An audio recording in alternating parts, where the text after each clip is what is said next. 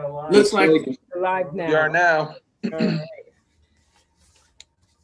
Okay, I'm ready to get started. Good evening, everyone. good evening. Welcome to the Audit and Finance Committee 2021 Agency Budgets Review. Department heads, you will be asked a series of questions related to your budget and are expected to answer as completely as you can. If an answer to our questions cannot be provided at this time, then please indicate when you are able to provide it to the committee. Legislators have been provided with your written responses to our budget information request letter. And we absolutely thank you for your cooperation in providing them. However, in order to complete a more thorough examination of the budget, it may be necessary to forward you some additional questions after tonight's hearing.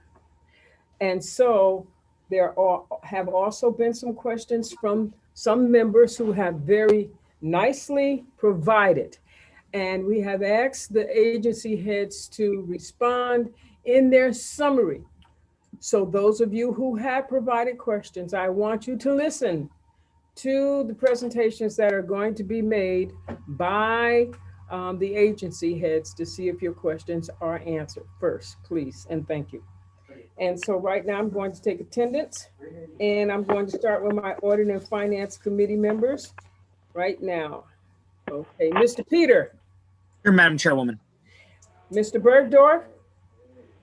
Present, ma'am. All right. Mr. Clay. Here. Mr. Grimm. Here. Mr. Ray Joyce. Ms. Lakakis. Here. Mr. Mayo. Here. And Mr. O'Brien. Here, Madam Chair. All right, thank you. I'm going to go down. I'm going to go down the list now. Mr. Beston. Here. Mr. Brewski. Ms. Chapman. Here. All right. Mr. Cleary. Here. Mr. Commisso. Ms. Cunningham. Mr. Demolowitz.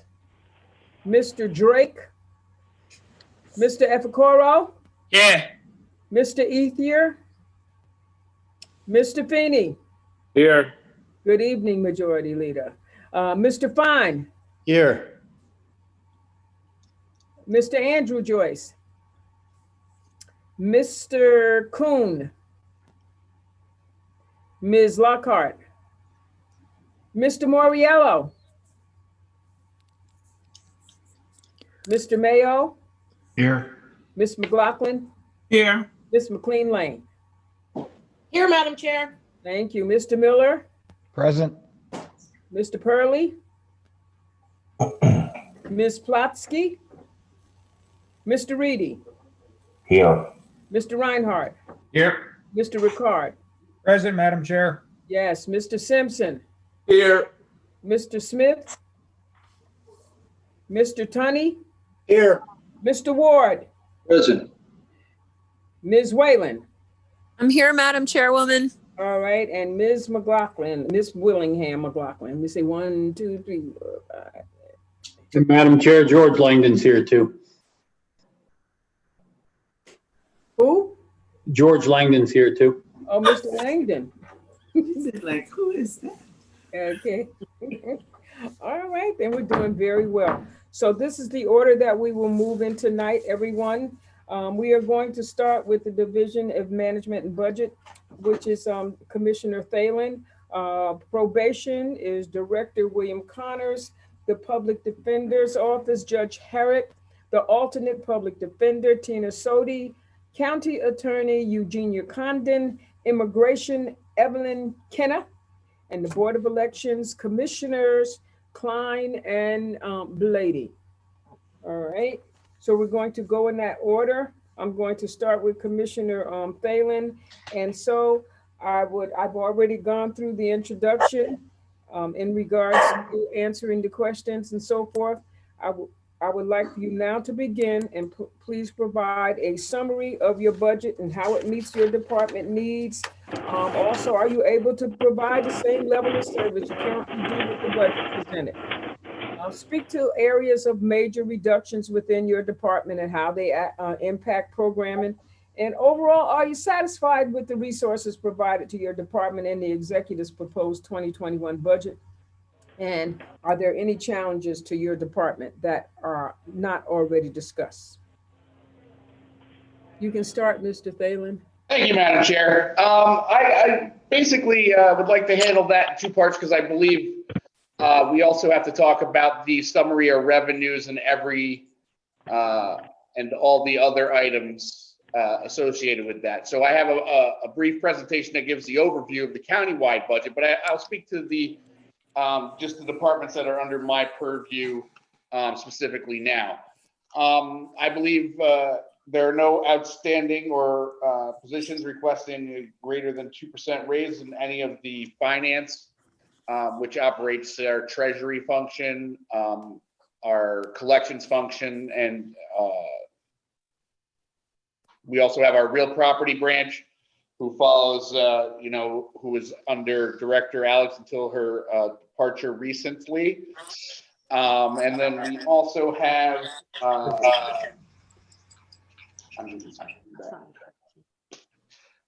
IT, which you had heard of from earlier in the week, I believe. So those were handled separately.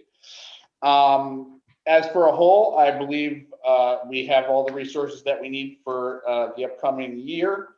As you know, we also operate a stabilization and we call it stabilization and demolition department, but they actually handle our foreclosed properties and monitoring and maintaining them. Outside of any normal years, the Treasury Department also acts as the main fiscal arm for the county. The Collections Department handles the receipts and disbursements of sales tax, which is 40% of your revenue countywide. It also does another, on a good year, and next year will not be a good year, another $8 million in hotel occupancy tax that it disperses to its requisites departments as per the state share that it is inclined to follow those rules. And that's our departmental specifics.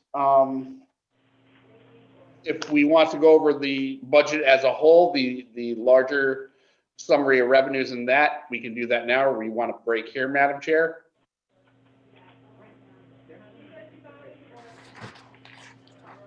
Go ahead with your presentation, please. Okay. Mr. Collins, can you share the handout?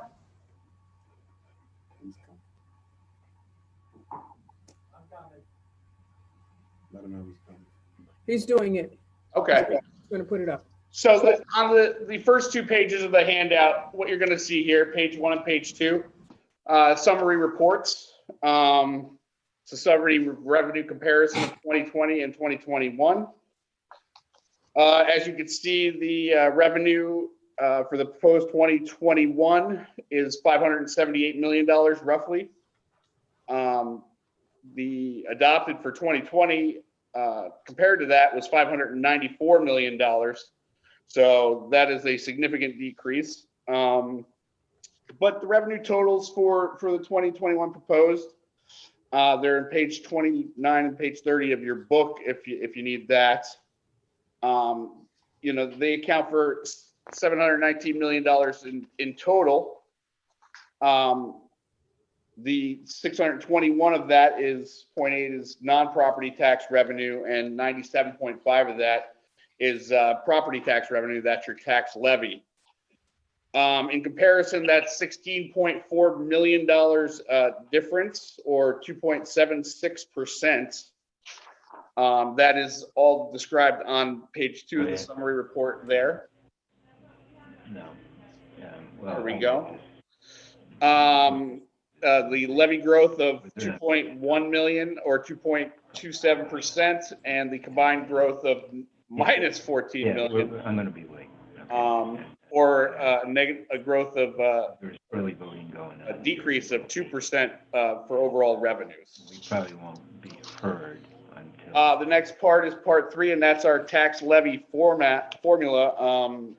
this is the Because all we're the the things that last. go into it. It's not as simple as a 2% or a 1.5%. There's a lot of factors on the levy calculation. The comparison over the last 5 years is on page 4. Yeah. It's the last 6 years for this one. But as you can see, over this time, and actually for the last Oh, yeah. Governor. Sean called me and said that it was, 7 years, we've Mr. Phelan, maintained. Mr. Phelan, Yes, ma'am. hold on a moment. Whoever is speaking, mute yourselves right now, I don't please. know why it's so ridiculous at this point. Thank you. Continue, Mr. Thalen. I apologize. All right.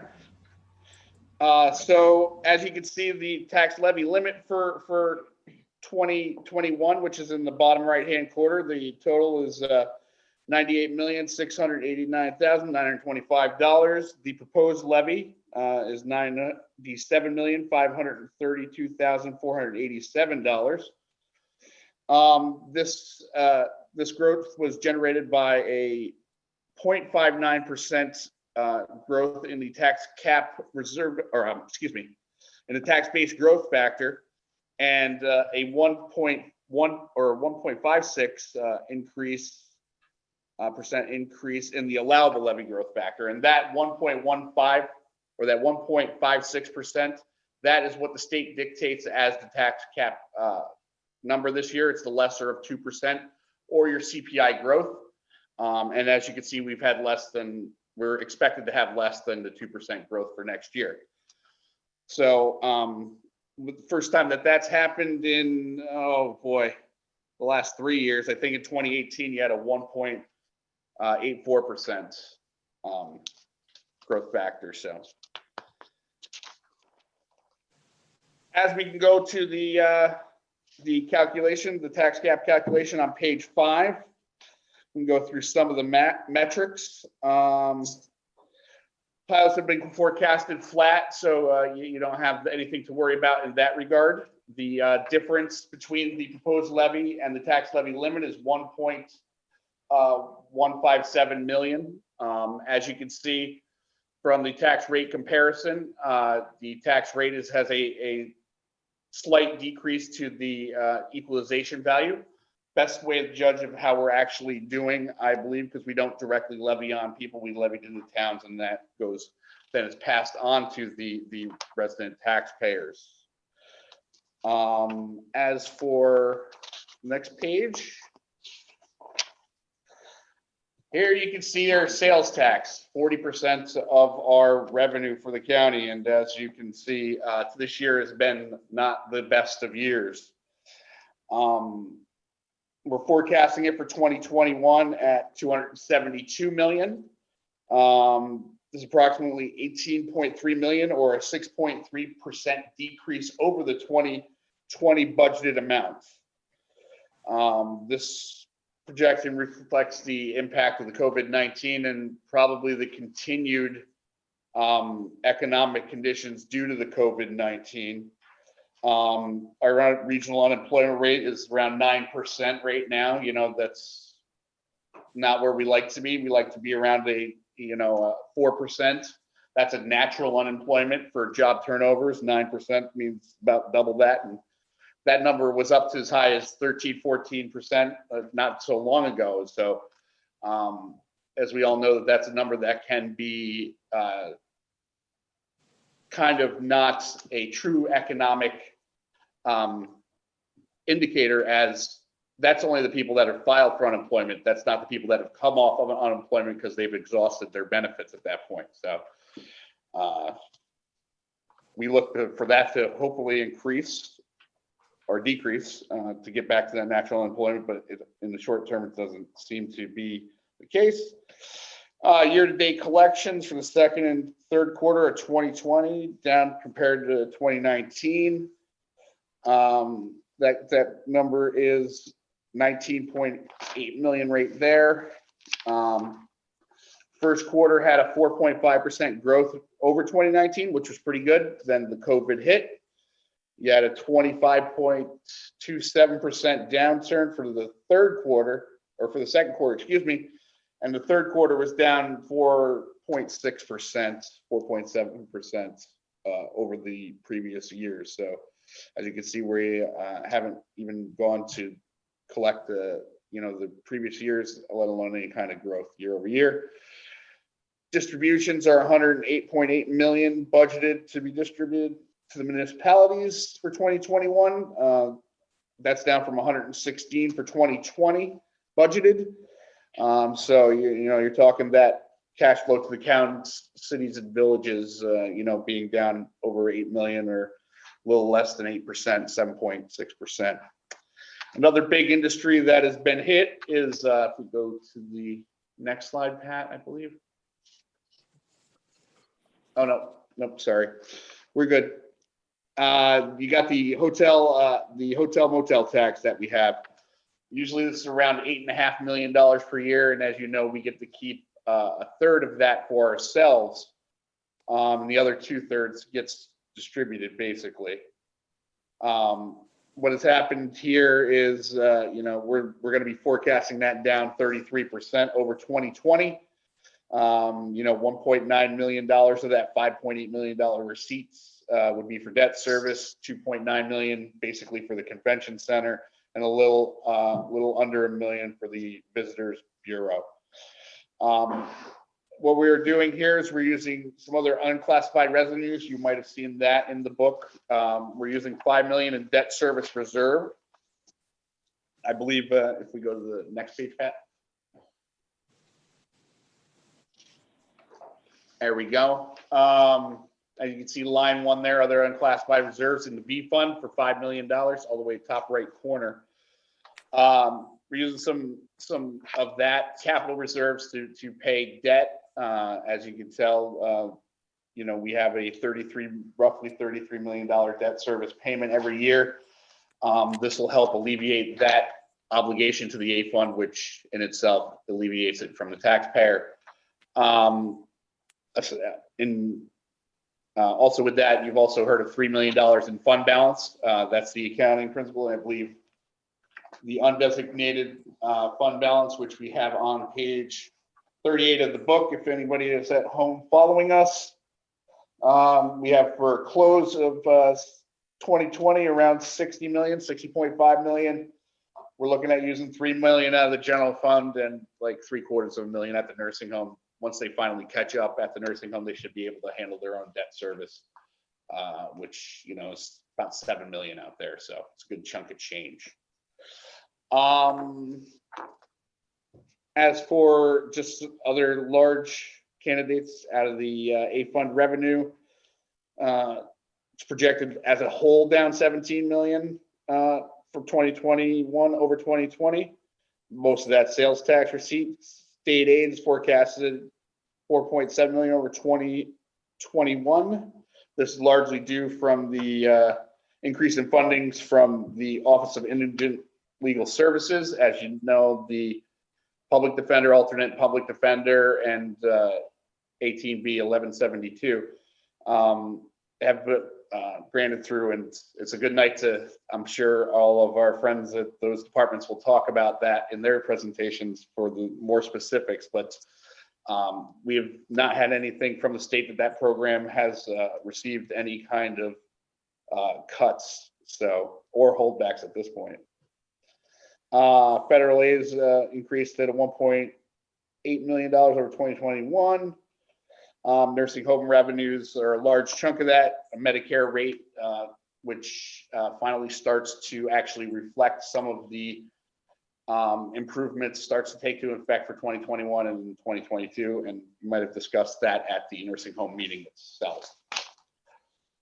That is all I have for any summary on that. If we have any specific questions on that part, or we would.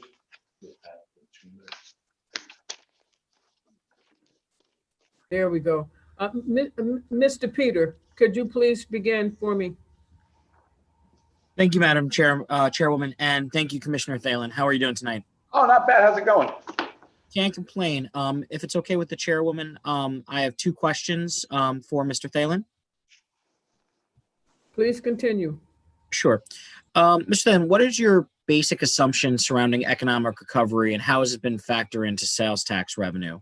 How exactly are you assuming? I believe it's 272 million. Well, we've took a relatively conservative approach, and I'd like to think that when I at least compare ourselves to the towns and villages out there, I believe a lot of numbers that were used out there were 4.1% decline year over year, 4.4% in another town village.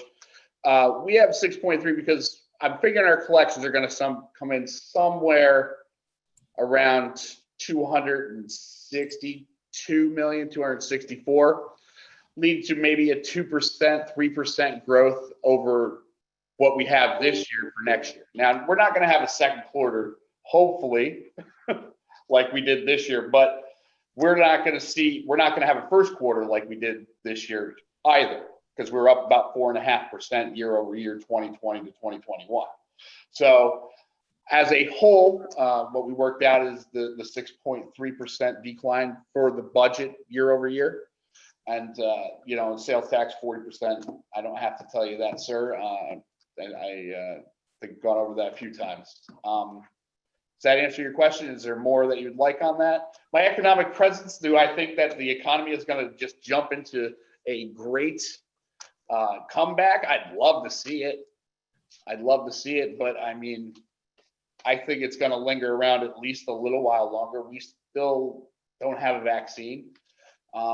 Is there a likelihood that could start production of a vaccine by the end of the year? Possibly, if one gets approved.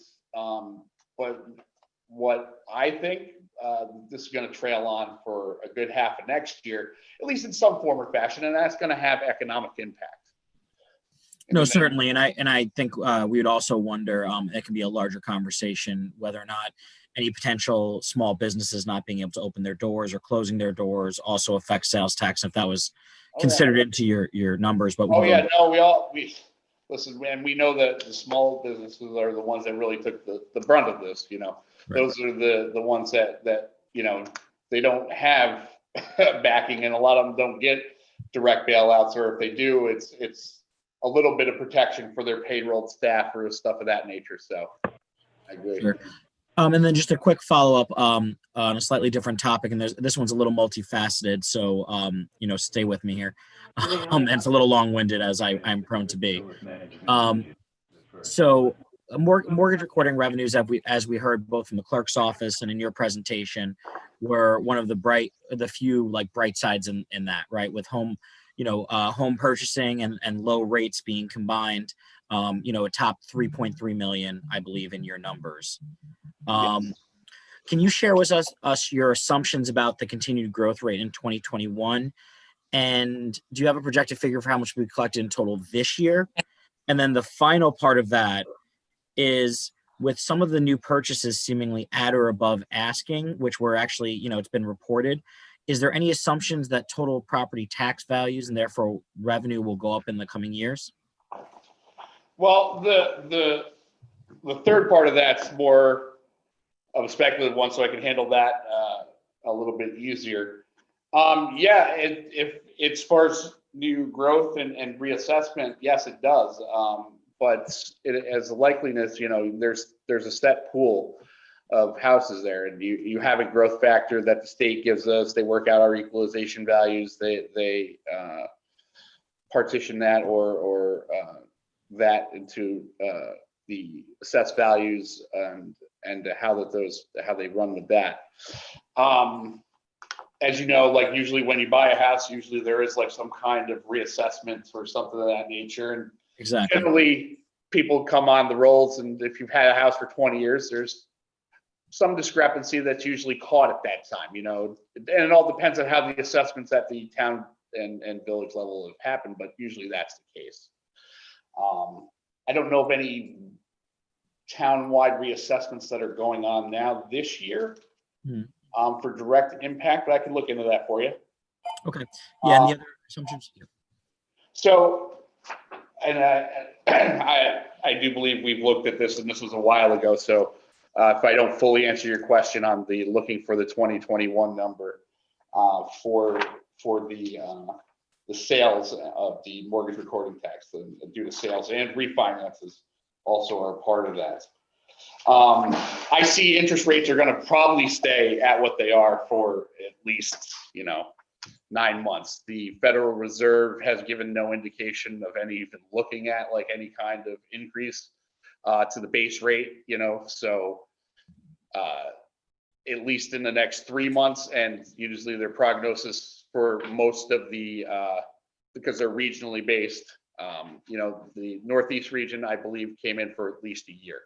So, but that was looked back at the last meeting, which I think we had September. Yes. Yeah, it was the September meeting. Can't remember if there's 2 before this or 1, but yeah, so the rates are going to stay there. Now, there's just so much housing stock that can have the turnover too, Mr. Peters. So we also had to take in a factor of that when we're looking at next year's number. And I believe that the number is fair. What we got here, it worked it with Bruce. Yeah. Just wanted to see what the percentage was off here. Hello. Did you have any other questions, Mr. Peter? No, that's it. And if Mr. Thalen wants to get back to us, that's fine too. Thank you, Madam I Chair. can give you the over-year comparison on that. I think that's all we left you short on that, Mr. Peters, is that. I believe that's correct. And then any other assumptions you may have used to finish out this year and what you're assuming next year. Yeah. Okay. Thank you, Madam Chair. All right, thank you, Mr. Peter. Mr. Thalen, can you elaborate on the restructure of departmental workflow to achieve an almost $300,000 decrease in the finance department's fees for services? That's on page 158. Okay. And so how much of the sales tax receipts for year to date of 2020 is online sales? You want to handle it? So for the fees for service, the biggest driver of that was previously we had contracted out for our title Can I search. ask, excuse me, can I ask who is speaking? Oh, I'm sorry, Madam Chairwoman, this is Dave Riley. Our commissioner asked me to handle this one. Thank So you. the fees for service, the larger driver for that is previously we had always contracted out for title searches for our foreclosed properties. We had the opportunity to hire someone in-house as an employee who has a career as a title abstractor and searcher. So he's doing that on our behalf over at the clerk's office for far cheaper than our contract used to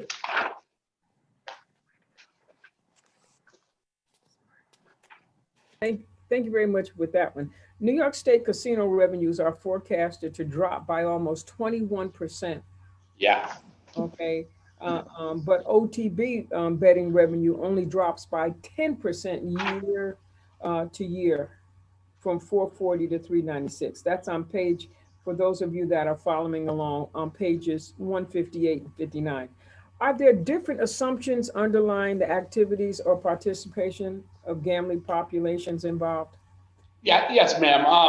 So as you know, the casinos take the larger hit because they were actually fully closed. There was no, there's no access. The governor and thought it the wisest thing to shut them down totally, and have only recently started to reopen at restricted capacities. OTB takes a lot of its handle online. Okay, they still are running races for the most part.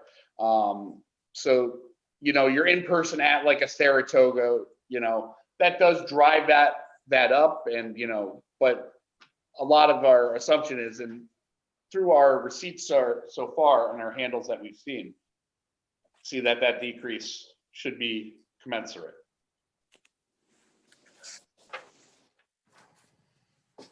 All right, thank you very much. All right, I'm going to move to now Miss Lakakis. She's muted. Unmute yourself, Miss Lakakis. Unmute me. I had a question earlier about that fourth bulleted goal on page 155. And I just wondered if you could say a little something more about that. The one about transparency in government using technology. Yes, Mr. Cox, and thanks for the early question. I'm gonna have Dave answer that. We had a chance to look into that today here. So, Thanks. Ms. Lakakis, I had sent over a little write-up to staff this afternoon. I don't know if you received it yet or not. But basically what we intended by that is we have already set up meetings with 2 different software firms. We're hoping to see if there's any more out there. There's several firms that pitch these products that interface directly with the accounting information system. Kind of help, it would be a help to us for forecasting and budgeting the next year's budget coming up. But it would also enable us, if we were to get one of these and it was a good fit, to potentially help, produce the quarterly updates that we do for the legislature, do it in a more graphic format, and kind of have some metrics and some visuals out there that people can kind of see what their government's doing for them a little better. Sweet. Thank you very much. All right, thank you. That's all. Mr. Bergdorf, Thank you, Madam Chairwoman. can I just ask can I just say one thing? You have a myriad of Yes, ma'am. questions. Okay, so if you can ask them and let them answer them, I'm gonna let you go as long as I can. Okay. Okay, I understand. I've been trying to sort of pare them down and put them together. Good. Sean, I know we're looking at 2021 budget, but it's hard to talk about 2021 until you know where you stand in 2020. Descriptions have been anywhere from a $40 to $60 million deficit. How much of that have you been able to close out with buyouts, delayed hiring, reduced salaries and purchasing, capital project postponement, grants from either the federal government and the state government for COVID? And can you give us some sort of summary as to where we sit at the end of October from a deficit point of view? I can give you some, and it's going to vary very widely on that because it is a tough number to hand around, and like when you're thinking about it, the general fund balance, that's more of an accounting function. But yes, I believe, did you get a response letter to this?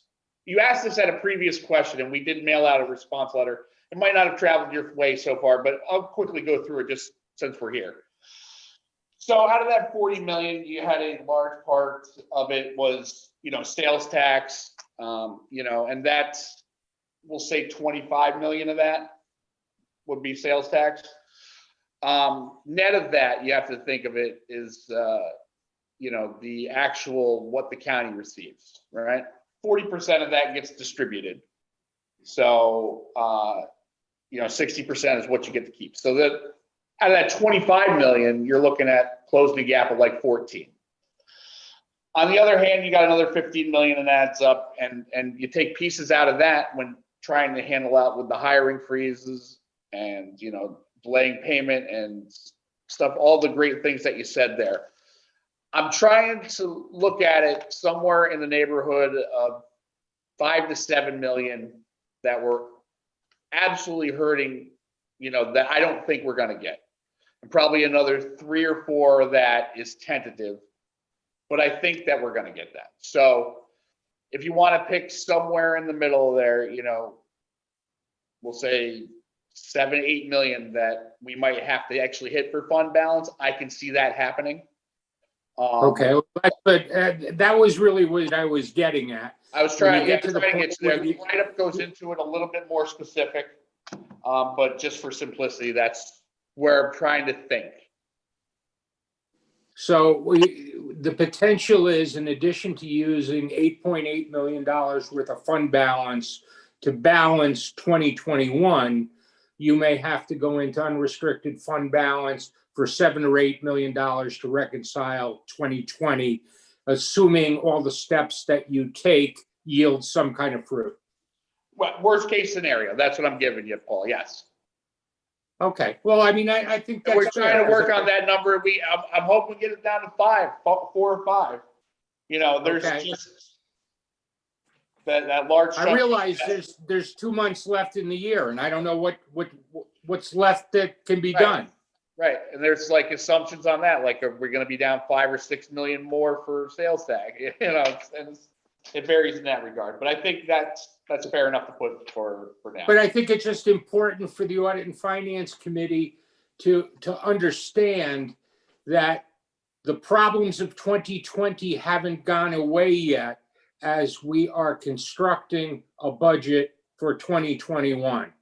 So Certainly. there's a possibility that between hitting fund balances for both, that we could be using upwards of $15 million of fund balance. But with factoring our 2020 number, or 2021 number, excuse me, Mr. Bergdorf, we went with a 6.3% downturn for sales tax, and opted to do that. I could easily put another 5 million into sales tax, drop that number down. Yeah, no.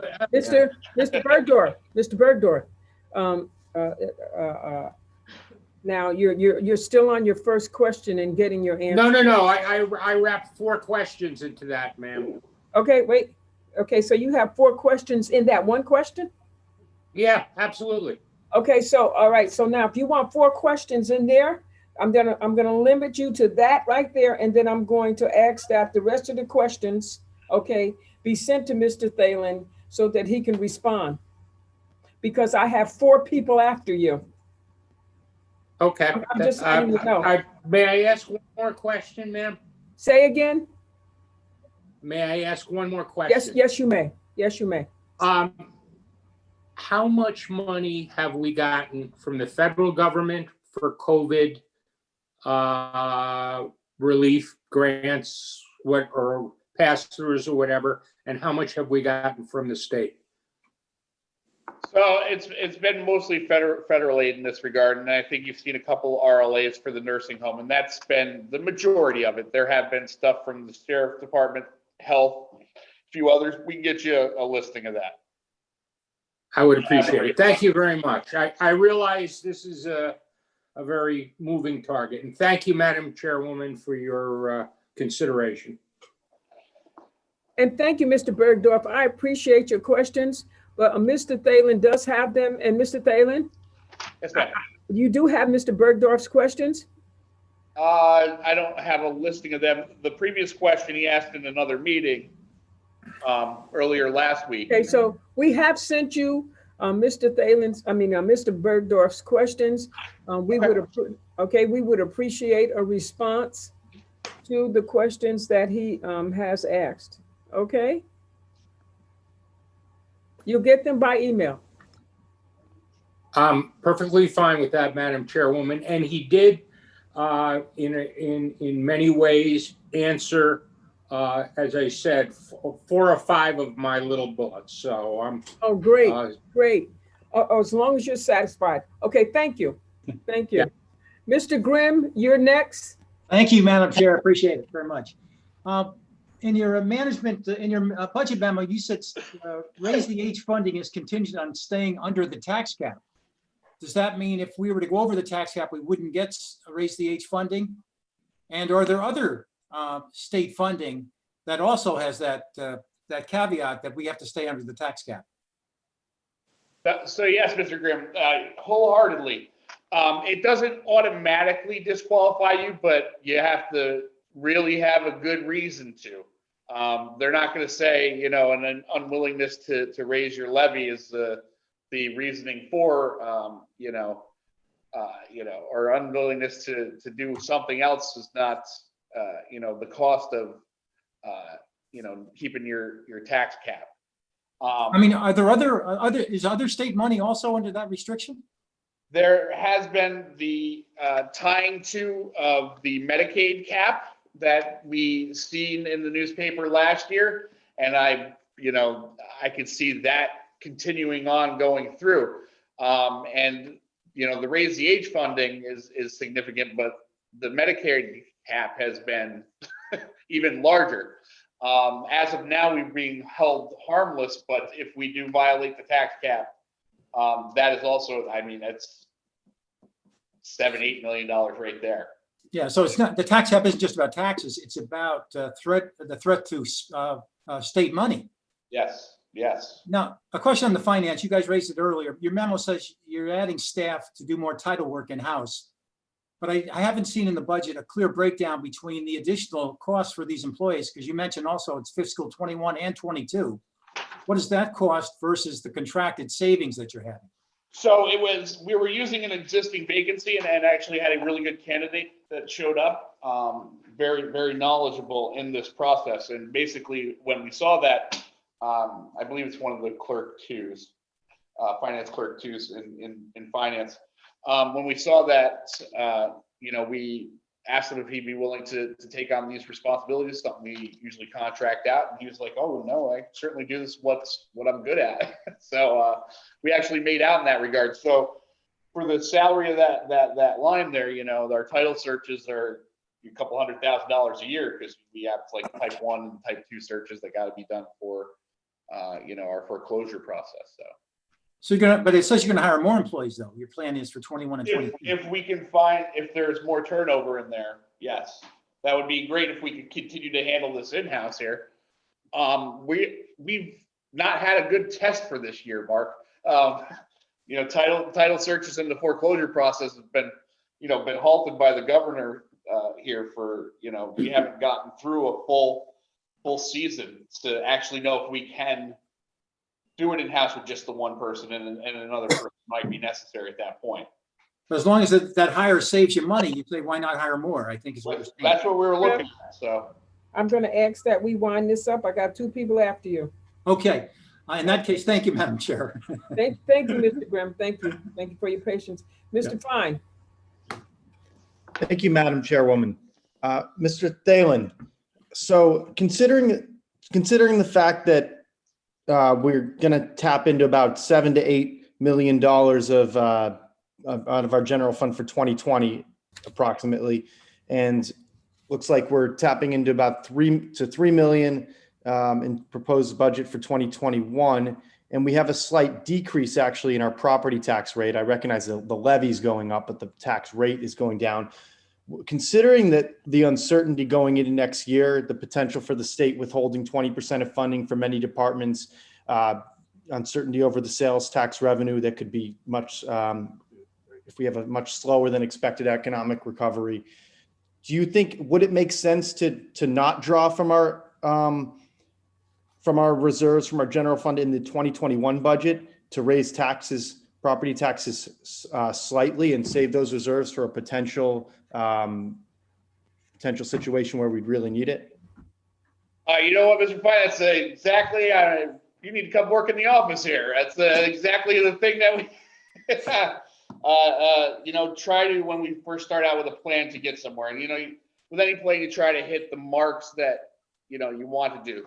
And we try to abide by the taxpayer as best as possible. So I think maintaining the rate as close to flat as possible, staying with under the cap, and using some reserve amounts to get you there. We did some programs like the ESP and to close other gaps to get us down to that far. And we do expect sales tax will go up sometime in the future when things actually get to normal. Could be 6 months, could be 18 months. Who knows? I don't know how long, like the distribution manufacture of a vaccine, if that's even the, going to be the way to solve this issue 6 months from now. But I think we got there in a way that's responsible to all parties that we could, and first and foremost the taxpayer. We have one of the lowest tax rates like in the state. If you look at other counties, surrounding counties, they're $1 or $2 easily more per 100,000 than we are. And there's some things that those counties do that might encroach and make that a little bit skewed, but for just all intents and purposes, we're probably in the bottom 6 or 7 in the state in a tax rate. And it's pretty good for the upstate area here. So holding that flat, keeping that with using a little bit of fund balance and some designated reserves that were there for like the debt service, right? Because we have taken on a lot of projects, have done a lot of infrastructure, projects in the recent years here to maintain our buildings and revamp, a lot of our areas, but. Thank you, Mr. Thalen. Okay. Thank you. Thank you. We're going to move on now. Ms. McLaughlin. Thank you very much, Madam Chair. I just want to ask a question. Can I assume that you also made the assumption, just took worst case scenarios in terms of developing the budget so that you could address the issues that Mr. Fine just alluded to prevent you from putting an additional tax burden on the residents? Because while we are, as a county, are receiving less funds from the state and otherwise, many residents have lost jobs and their revenue that they're achieving is not at the same level either.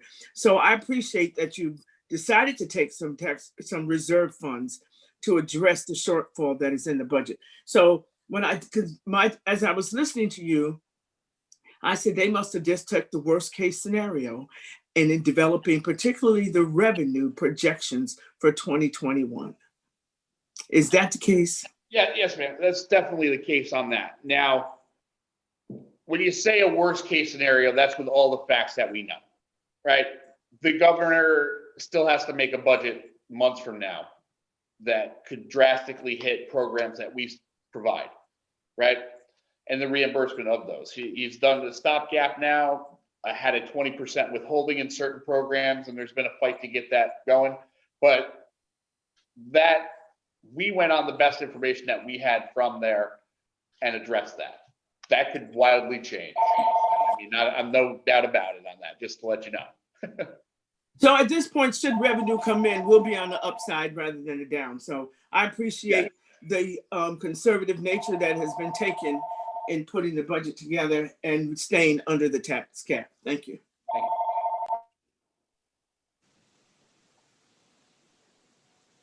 Thank you. Thank you, Mr. Thalen, and thank you, Ms. McLaughlin. Mr. Thalen, you will receive questions that may not have been answered tonight. I want to thank you for your presentation. And I also want to thank the members for their patience in this also. And staff is working on to make sure whatever questions you had that were unanswered, that we do get the answers to. So Mr. Thalen, I want to say thank you. Thank you, Madam Chair. It's been great. And send over whatever else you have there. We'll be happy to help out as best we can. Okay. I don't know if I'm saying good evening to you because who knows what's going to be coming up for the rest of the evening. But so I will say stay safe. Okay. Thank you, Madam Chair. All right. We're going to move on to probation. Mr. Connors, and I'm just going to remind you that the legislators have been provided with your written responses to our budget information. We thank you for your cooperation. But we may need a more thorough examination, of the budget. So in order for us to complete that, you're probably going to have some more questions after tonight's hearing. So I'm asking that you go ahead, provide us with a summary of your presentation right now. Mr. Connor. He's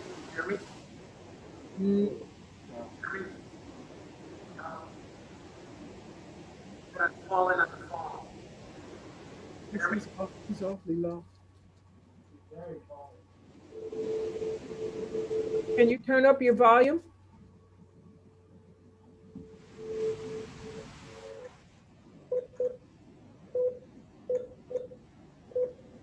Are you ready, Mr. Connors?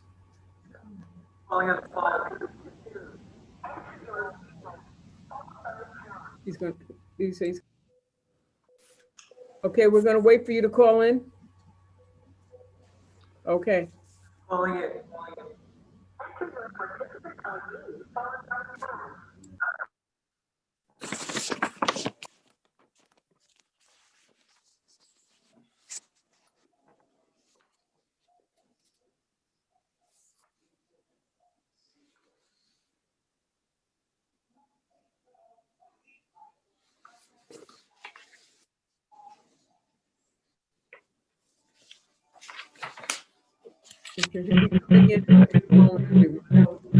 Good evening. Can you hear me, Chairwoman? Yes, yes, I can. Yes, I can. I apologize for that. We're having trouble with Zoom on our computers. Good evening, Chairwoman and legislators.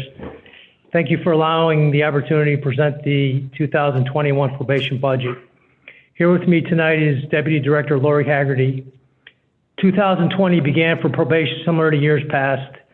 Our staff had high energy and eagerness to provide professional quality service to all of our clients and courts whom we worked with. Soon into 2020, illness began to strike.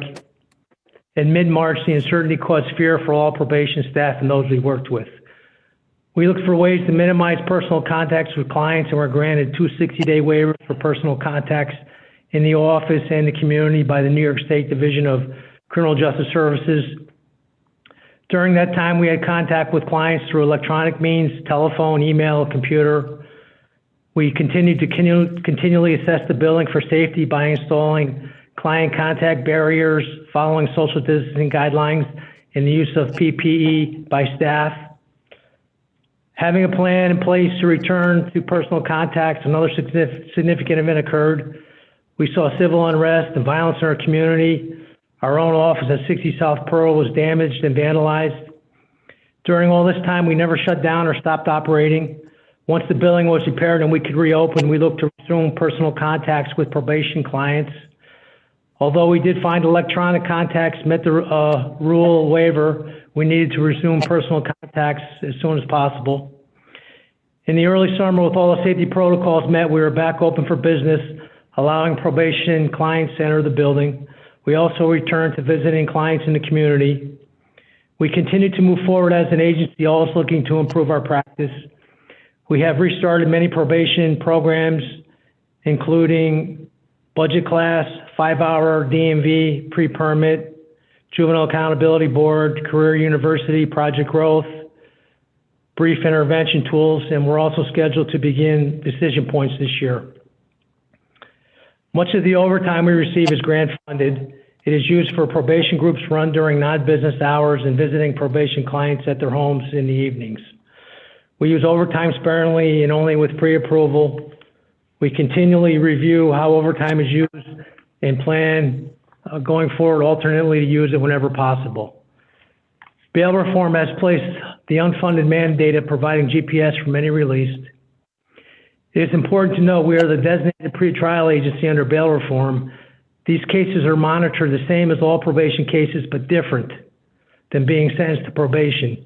We have no authority over the individual. If the person chooses not to cooperate, we notify the court. It would then be up to the court if the status would continue of release. Additional funding for GPS was added to the probation budget for next year. This cost is not predictable, as courts may order the release as GPS is part of the release. It is important to note that not all arrested are released under bail reform through the probation department. New York State law also changed to include 16 to 17-year-olds as juveniles and adolescent offenders. GPS was included in the legislation to provide an alternative to detention when deemed appropriate by the court. This also led to many adolescents being released to probation, having been charged with violent crimes that we have never seen in the past. For several months, all courts were closed for normal business. They have only recently opened and most are not fully operating. This has had a significant impact on probation workloads. Court orders have decreased. This decrease has necessitated the realignment of staff while still maintaining quality work with several vacancies. Since courts have reopened, we have not seen our anticipated work levels return.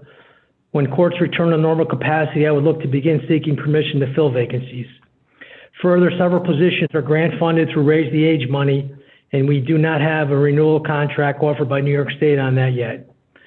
Contemplating hiring, New York State mandates probation officers receive a 5-week course from DCJS called the Fundamentals of Probation Practice. We had staff enrolled in March and the course was canceled halfway through.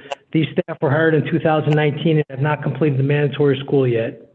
We've also had 6 additional staff hired in March this year, and I have not received any confirmation when the next school will be offered. The training and certificate for peace officer adds to the complication of when to hire new staff. Thank you for letting me present. I'm ready to answer any questions. Thank you very much, Mr. Connors. And so, Mr. Peter.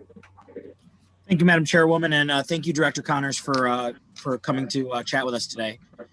I just had a quick question, and I've asked a number of directors and commissioners the same question.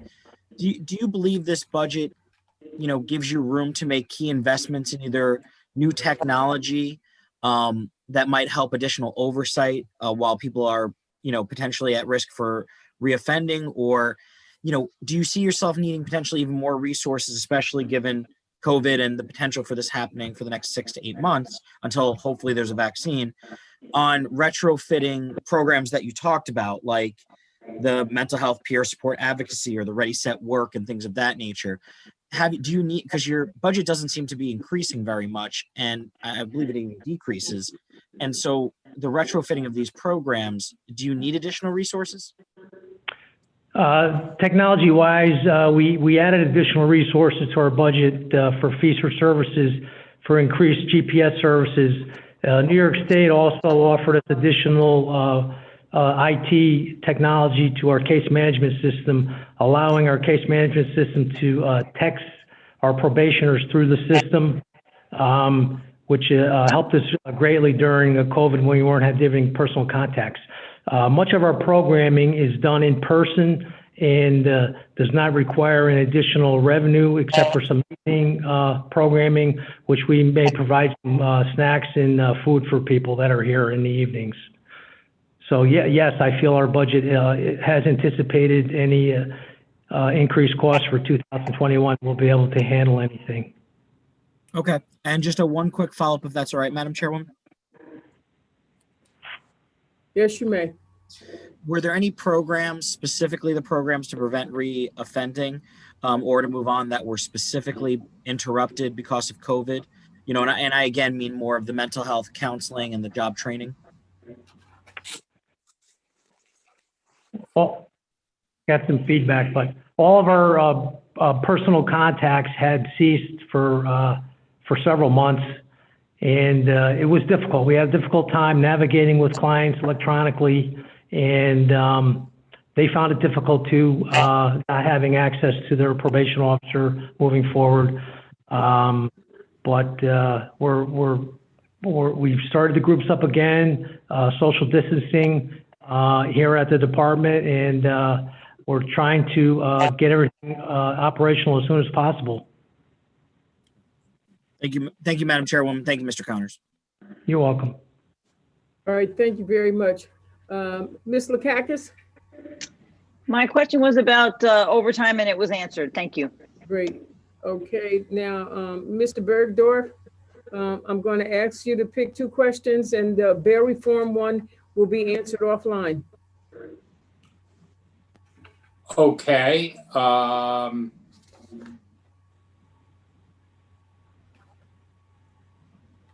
Phil, you talked about filling your vacancies. There were 20, I counted 21 vacancies in probation, and 3 officers took the buyout. And 22 positions were either fully or partially funded by grant money. Is this all New York State grant money, and have you had any withheld for 2020? I've only received 1 grant renewal. I have not received any information on Raise the Age or block grant from New York State. The vacant positions, all but one of the vacant positions except Raise the Age, those persons had left service this year during COVID, either retired before the incentive or left some other way. And I had every anticipation of continuing to fill all the positions, including Raise the Age, until the pandemic hit, and all of our systems completely shut down. The courts shut down, and we received little or no work for a couple months. I had to realign our entire department staffing-wise. I had 10 or 11 people just completing court investigations, which we received an average of 140 a month, and we received none for several months. We're up to receiving about 50 a month, about a third of what we normally get. So things are gradually improving, and if things continue to improve, I'll look to fill those positions as soon as possible. Okay. I know, Madam Chairwoman, you said bail reform would be handled offline. I just have a generic question. Does the probation department play a role in any of the monitoring for bail reform? We do, Mr. Bergdorf. So if someone is arrested in a criminal court, the court has the opportunity as part of their release to release them under bail reform supervision. We're the designated agency for bail reform. And part of the supervision, the court may order an additional service, GPS. And we would provide the GPS for the court. To date, we've received about a little less than 400 bail reform cases. And out of that, there's been about 75 cases placed on GPS. So courts are using GPS. It's gradually increasing. Each day we receive one or two, and I anticipate it's going to continually grow the rest of this year and further into next year as courts reopen. Thank you. Is it your responsibility with the GPS to, if someone doesn't show up for a court date, is that your responsibility or the arresting agency? So persons that are placed on bail reform, we have the same responsibilities of monitoring them similar to someone on probation, but we lack authority. We don't have the authority to present a petition to the court requesting a warrant, anything like that that we normally do. We have basically no authority other than to monitor them and report whether they cooperate to the court. If they don't cooperate, we lose track of them. They cut off their GPS. We've seen that in a couple situations. We send the information to the court. The court contacts their attorney and requests they return to court at that time, and the court would reconsider whether they're going to continue with that release status. Thank But you. if Thank you. I know that I know how controversial this issue is, but right now I just want to stay with the budget. And I mean, we can go on and on about this. I have questions myself, but I really want to stay with the budget. And, you know, I love your questions, Mr. Bergdorf, but I just want to move on right now to budget related. But we will pick what I was trying to do, Madam Chairwoman, was to tie things that had financial implications for the department through the budget. Responsibilities that they had, you know, do they have enough money for GPS? Do they have enough people to monitor? Those are good budget questions, that right there. Okay, for him to answer. Just simply, if we need to make adjustments to the budget, that would have been the budget question. And so I think that if that is the question, if he needs more dollars, then, you know, now is the time for him to, you know, address it. And if he can respond to that, those just questions that you just asked, that would be perfect. Can you give us a response to that, Mr. Connors, later? I can respond to it now if you would like. No. Later, okay. Yes, yes. Mr. Grimm has a question for you. Okay. Okay. Thank you, Madam Chair. It's Bill. It's good to see you. You do an amazing job over there, and your budget's actually lower than last year. That's amazing. I do have a strict budget question. Let's leave out the philosophy about the electronic monitoring and all that, but electronic monitoring can save money because if you're not incarcerated, you're saving money there. But also, if they don't show up for appearances, that costs the system a lot of money. So in your experience so far, which is costing us more money? The savings from electronic monitoring regarding incarceration, or the extra cost of the system because so many people skip their court appearances? I think that the less people incarcerated would save additional revenue for the county overall. If someone doesn't appear in court, the court would issue a bench warrant and it would go to the agency that originally arrested the person. And that's county money. That's county agencies though, if it's a sheriff. It is sheriffs or town police or state police, whoever made the original arrest.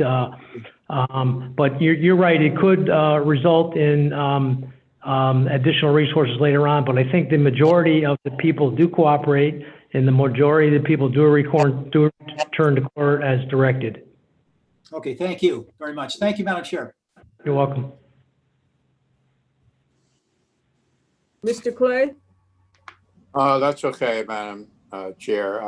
My questions I'll direct directly to the director. Thank you. Okay, all right, great. You see, I just want to make sure I haven't missed someone else's hand. Okay. All right, now, Mr. Connors? Yes, I'm here. There you are. Okay, so the answer to the question on do you feel that your budget that you have, are you able to respond to the issues as far as dollars are concerned and budget related? Do you feel that you have enough money?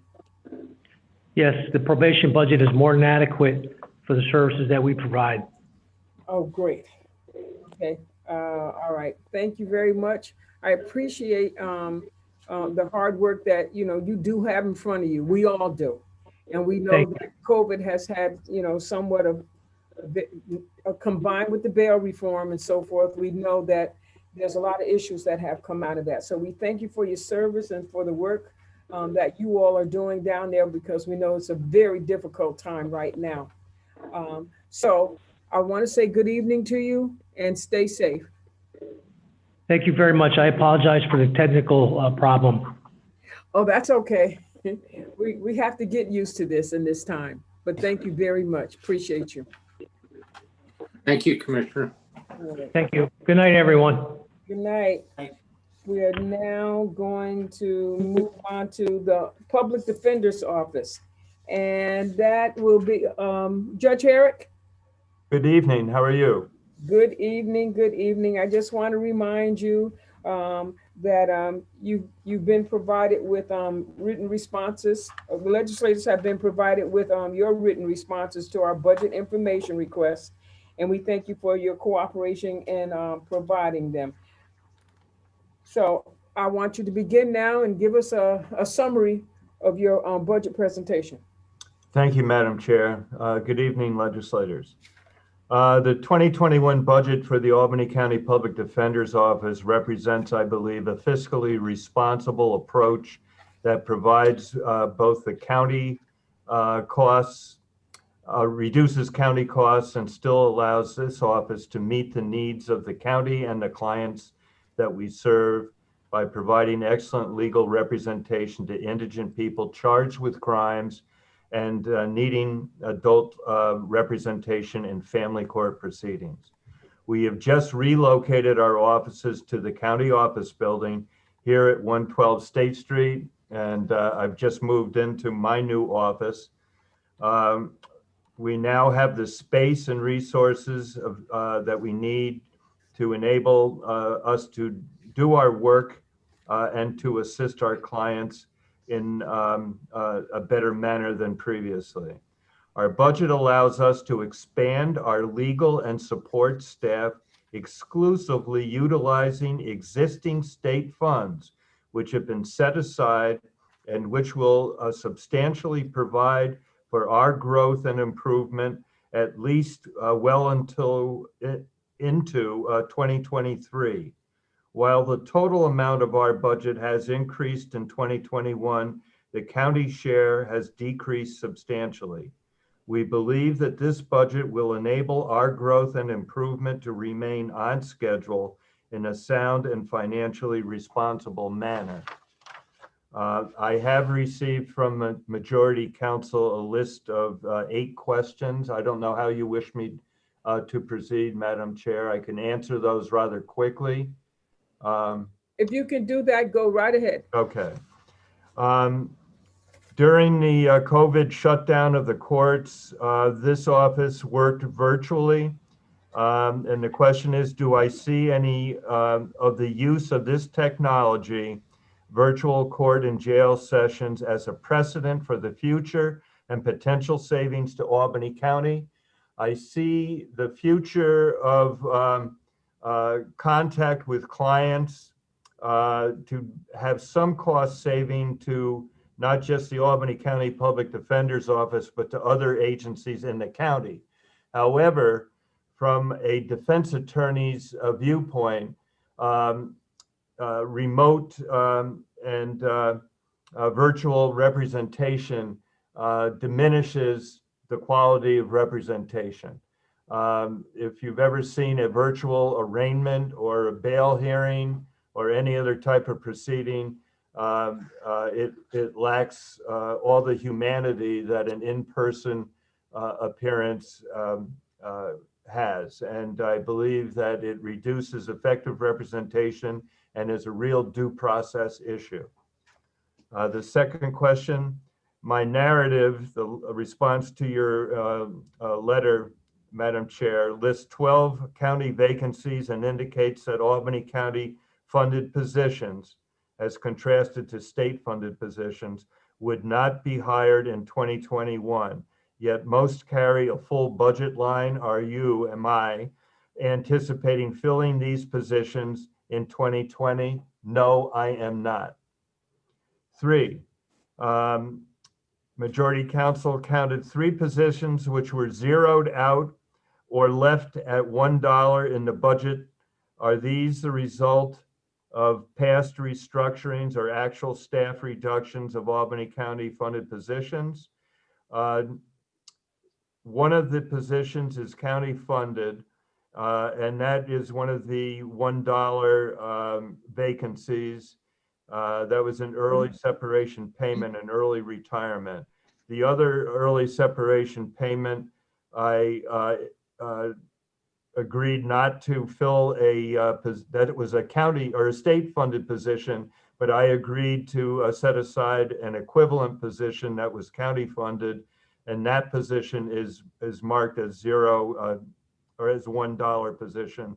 And there was a restructuring at the end of 2019, which was a $0, and that stayed in the budget, the 2020 budget, and is now in the 2021 budget, and then will be, I believe, dropped.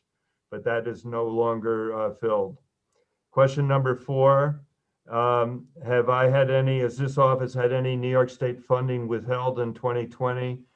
No, we have not. And all of the information that I have as a chief defender is that we're good through 2020, probably 2021 and 22. And that is based on the Harrell Herring statewide expansion set aside funds. Question 5, the narrative cites over $50,000 as a balance in the fee for services line in 2020. Will these funds revert to the general fund as a portion of the debt closure? The $50,000 balance is a combination of county and state funding. About a third of that is state funding.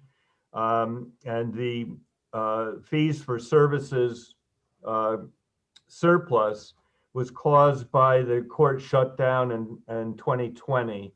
Now that courts are reopening, the fees for services line, which provides for many litigation related services, we anticipate will increase. And a substantial portion of those monies were for the receipt of discovery materials from the district attorney's office. And we did not have to expend those monies in 2020, again, because of the COVID court shutdown, but we anticipate that we will start spending monies in 2021 as the courts reopen. And we are hoping that the balance would be placed into the, as part of our 2021 budget. 6, are all the attorneys in this office full-time, or are they allowed to conduct their own law practices? All of the attorneys are full-time, as that is defined by the county, a minimum of 35 hours a week. And many attorneys do have an outside practice that is specifically not in conflict with anything that they do with the county or county time that they are required to spend in their full-time positions. And this is consistent with, I believe, a county policy. I have a bail reform question that I don't know whether you want me to get into that, Madam Chair. Oh, no, I really don't. Okay. I think that it's going to be time for us. We're going to set up. Okay. I'd be glad to be meeting on involved this. in that. And the last question is, we have a law intern line that went from 25,000 to 40,000. And to what is that attributed?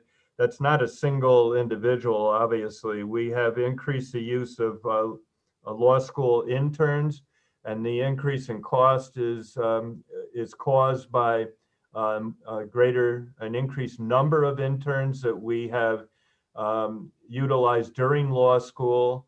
And then as they graduate from law school, take the bar and await admission to the bar, we hire them at an increased hourly rate. So we have a rate that we pay while they are in law school. If they're not voluntary getting school credit, then we increase the rate after they graduate from law school. And then if they pass the bar, after they pass the bar, if they flunk the bar on their first try, we have kept exceptional interns on until they take the bar again. We've done that and they have passed on their second attempt. That's the reason for the increase in cost. And those are the questions that I have received so far, Madam Chair. Thank you so much. Mr. Bergdorf, are you there? I am here, Madam Chair, and I thank you very much for the promotion. Those first 6 questions were not from the majority council. They were actually my questions. Mhm. So I thank you for the full and complete answers and your candor. And without arguing the merits of bail reform, I just wonder, does the public defender have a legal obligation to try to contact his or her client who has not shown up for a scheduled court appearance? What role do you play in trying to bring a person back before the court, your staff? Well, we have an ethical obligation to remain in communication with our clients. The description that you have in your question, I believe, relates more to counsel at first appearance representation, where attorneys primarily from the public defender's office, but also the alternative public defender has attorneys that appear 24/7, 365 for off hours appearances, first appearances in courts. So the handgun possession examples that you gave, or is that the same question? That is the same question. Okay. Mr. Bergdorf and Mr. Harrod, Yes. again, we want to stay on dollars and cents Okay. tonight. And Well, what I'm trying to get at, Madam Chairman, is does his staff have a dollars and cents role to play in bringing people back in? Many of those people are not our clients. If we appear for counsel at first appearance, unless the court assigns us to be the attorney for that person, Okay. they have to come in and apply for representation. Once we represent somebody, yes, we would be ethically required to try to get that person to appear as they have been ordered by the court. I think he answered the question. He did answer the question, and I thank you. So the question is probably should be redirected to the people who represent them in the first instance. It should be, but the example that you gave, I would love to discuss that with you offline. Thank you very much. Absolutely. Thank you very much, Judge. I appreciate it, and I realize this is delicate. Just trying to figure out how this system is supposed to work, maybe not the way it is working. But thank you. And thank you, Madam Chairman, for indulging me. Okay, thank you, Mr. Bergdorf, for your questions. Judge, I just want to thank you for your presentation, being as clear and concise as you always are. And the other questions will be sent to you, and you'll have an opportunity to respond. But we do realize it is time for a bill reform discussion, offline, and staff will be setting up a meeting, with all the not only interested parties, but also the ones, the county agencies that are affected by it. Thank you, Madam Chair. So right now, I just want to say good evening to you and stay safe. Thank you. You as well. Thank you. All right, now the alternate public defender, Miss Tina Sodi. Okay. All right. I'm just going to remind you, Miss Sodi, that we want to thank you for your response to our request for budget information. And I want you to just move right along here and just provide us with a summary of your budget presentation. Yeah. Thank you, Madam Chair, and good evening, all the other members present. I won't waste anyone's time repeating what Judge Herrick has said, as we are somewhat similar in what we do with respect to our responsibilities. So I will go straight into my budget, which as all you can see, I have restructured my office for 2021. And the reason being, since we are a sister agency to the Public Defender's Office, what I had noticed coming into the alternate Public Defender's Office was that my budget was just single lines with all attorneys getting paid the same amount and their level of experience not being taken into account as to what the salaries were. So what I wanted to do was establish a competitive salary schedule and pay quality for my attorneys that would be similar to the Public Defender's Office, as I do have some of the most qualified and most experienced attorneys in the county who practice both in criminal courts and family court. So with respect to my budget, and keeping in mind that my office is smaller than the Public Defender's Office, I currently have 3 vacant spots, which are 2 attorney positions and 1 legal secretary position. When I took over this office, we had 4 vacant attorney spots. Thank you all for letting me fill 2 of those positions this month. So I was able to get 2 new attorneys this month and still down 2 spots. So my pay parity is one of the questions I was asked was that I have 3 vacant spots and my pay parity is for all positions. So my pay parity is for all attorney positions, which my office is supposed to have, excluding myself, 10 attorneys. I'm currently down 2, as I mentioned. So the restructuring permitted for me to, or the goal is to increase the salaries of the 4 current attorneys that have been with who have 10+ years of experience, and bringing them to a level where it's equivalent to the attorneys what's similarly situated in the Public Defender's Office. And then the lower increases are for attorneys that would be new hires that do not have the same level of experience as my current staff does. And 2 of my higher attorneys that were already, my deputy and one of my deputies in family court, they were already getting paid a decent amount. So their salaries did not significantly increase. It only went up by less than $500. There was a higher position that I had put in my budget that is equivalent to what my deputies make. And that's due to the fact that my intention is to start handling appeals that currently my office does not handle. So most appeals are either done by the Public Defender's Office, and if there's a conflict with the Public Defender's Office, those appeals go to the 18B panel, which are assigned counsel by the county or assigned by the court, but paid by the county. To alleviate how much funds the county would use to pay the 18B panel, I decided that it was best that the alternate public defender's office started handling appeals, which in my opinion would save the county a significant sum of money. And that being said, that also all the raises that I currently have in my budget, it is not costing the county anything. Even for the county positions that are paid for by the county, the raises will be covered by the state funds that I have, which is through the Indigent Legal Services funds. And as Judge Herrick had mentioned, there's no indication that those funds will be cut by any means due to the fact that it is due to a settlement. And those funds are set aside already for the upcoming years. And with respect to, there was another question whether I have any intentions of filling these positions that are vacant and at what point.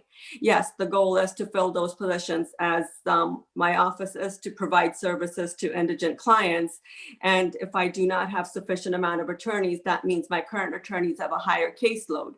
And if we have a higher caseload, then we are not meeting the caseload standards that are set by the state. And we have a standard that we have to meet, which means that their attorneys are only to have certain amount of cases. So I would need to fill those positions. So yes, my goal would be hopefully in the next couple of months to hire 2 more attorneys, and one of those attorneys to handle appeals that I had previously mentioned. One of the positions that I do not intend on filling was a receptionist position. I don't need an additional support staff. I believe with the 2 that I currently have and a legal secretary that I would hopefully get in the next couple of months, I would have sufficient support staff that I do not need a receptionist position, as my current support staff answers phone calls as is. And I believe those were the only questions that I had, so I would open it up for any other questions. All right, thank you so much. Let's see. On page 76, okay, the books line is up $20,000. Yes, I anticipated that being asked. And the reason being is, as you would notice with respect to my previous budget of 2020, there was a significant amount of money put in fees for services. So what I had done was taken the amount and sort of put them in appropriate lines as to where the amount was actually being used. The books and transcripts, the reason that has gone up, what I have also put that's not reflective on the budget is just the language, is legal research. We pay significant amount for Westlaw. Each attorney gets a Westlaw account, which holds a significant amount that we have to pay for. So given the amount of attorneys that we have and we are required to have, it's going to be a significant cost to all the legal departments to pay for the Westlaw fees. So thus is why I had put that in that line, because that would cover the books, transcripts, and subscriptions. I considered Westlaw as a subscription that we would pay for.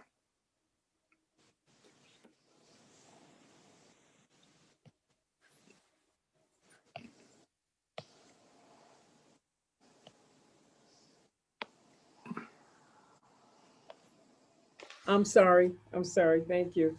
Paul? Do you? I just sent you a note, Wanda. All my questions were answered. Thank you very much. Thank you, Mr. Bergdorf. I think I might have one more for you, Ms. Sodi. You mentioned that the office will begin handling appeals in 2021? Yes. Okay, and it will save the county a significant sum of money?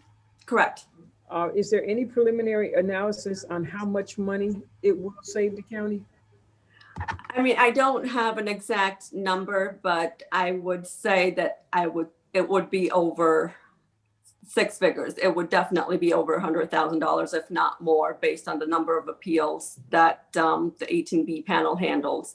And just taking, even if we say we take at least 20 appeals, that's still going to save the county a significant amount of money. Okay, so are you saying it's $100,000 a year? It could be more. I'm just at this point stating a number. I would have to speak with the assigned counsel and the third department to find out how many appeals are assigned out for Albany County and get numbers based on that. Mr. Grimm? Thank you, Madam Chair. Appreciate it very much. Ms. Saadi, thanks you for coming in tonight. Very much, we appreciate it. I do have concerns about these pay raises. I'm looking at your memo, and in one case, there's a 34% increase, and there's 4 other employees that are 18% increases. Now, I understand it's state money, but there are other county employees, many of them have worked their tails off this year, are looking at this and saying, wait a minute, I'm getting a 2% raise. So please justify to me why we should agree to such large increases, particularly in the COVID year. I understand the current status of the county, and I understand that we are in the COVID year, but the fact of the matter remains that I am dealing with attorneys who not only have a professional license, but in a professional obligation to represent indigent clients.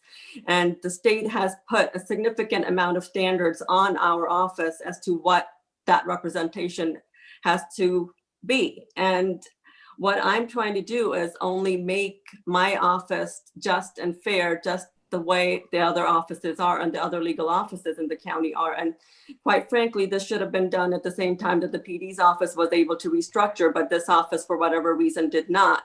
So I understand that the timing is not proper probably, but unfortunately, this is the time that I'm here. And unfortunately, this is the time that I can raise this. So all I'm trying to do is make things just for these attorneys that have been with the county for a significant amount of time, that have significant amount of trial experience, more than 10 years for some, more than 20 years for another. And they are getting paid less than an attorney at the public defender's office that gets out of law school within 1 or 2 years, and they make more money than an attorney that has 10 plus years of experience and is trying felony murder cases or significant violent felony trials, and they're not getting paid the same. So all I'm trying to do is make things just and fair. Well, I'm not going to debate you tonight because I don't think this is the forum for it, but I will have more to say when we come to vote on this. Thank you very much. You're welcome, sir. Thank you, Mr. Grimm. Thank you. I believe that is it. I want to thank you very much for your presentation, Ms. Sodi.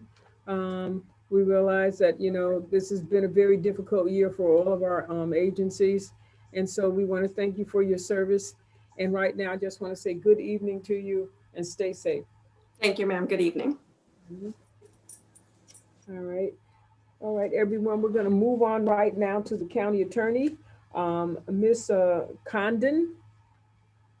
There you are, I see you. Thank you, Madam. How are you? Good, Madam Chairwoman. Thank you very much. My deputy, John Lagoria, is here with us as well. Good evening. Good evening, Mr. Lagoria. All right, are you ready to begin your budget presentation? Yes, ma'am, we are. Okay, thank you very much.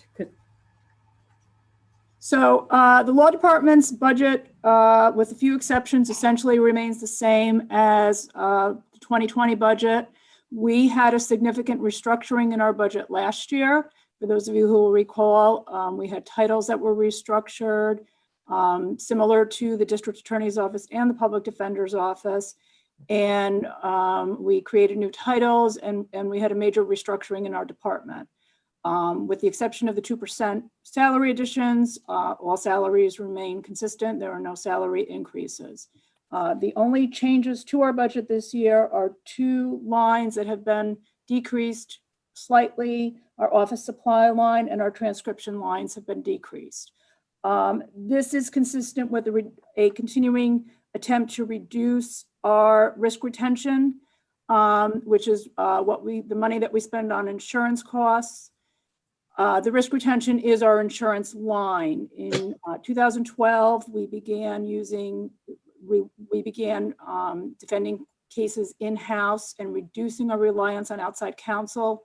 That process took several years to bring most matters in-house. At this time, we only use outside counsel for complex litigation matters that are beyond our areas of responsibility.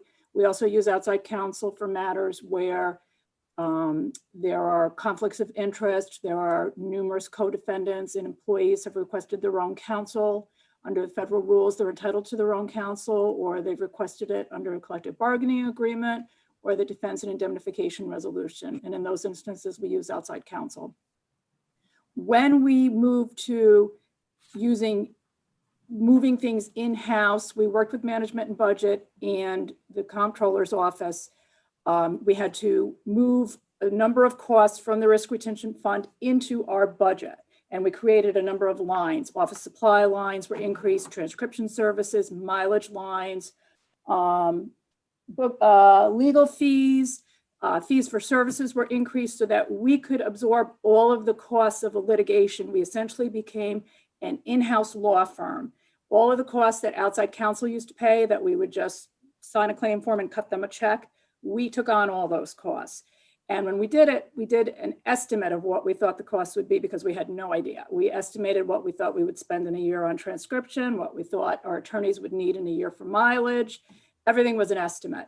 So as time went on from 2013, when this really took form, we started with an $800,000 risk retention fund. And in 2015, we got to a $700,000 risk retention fund where it's remained stagnant.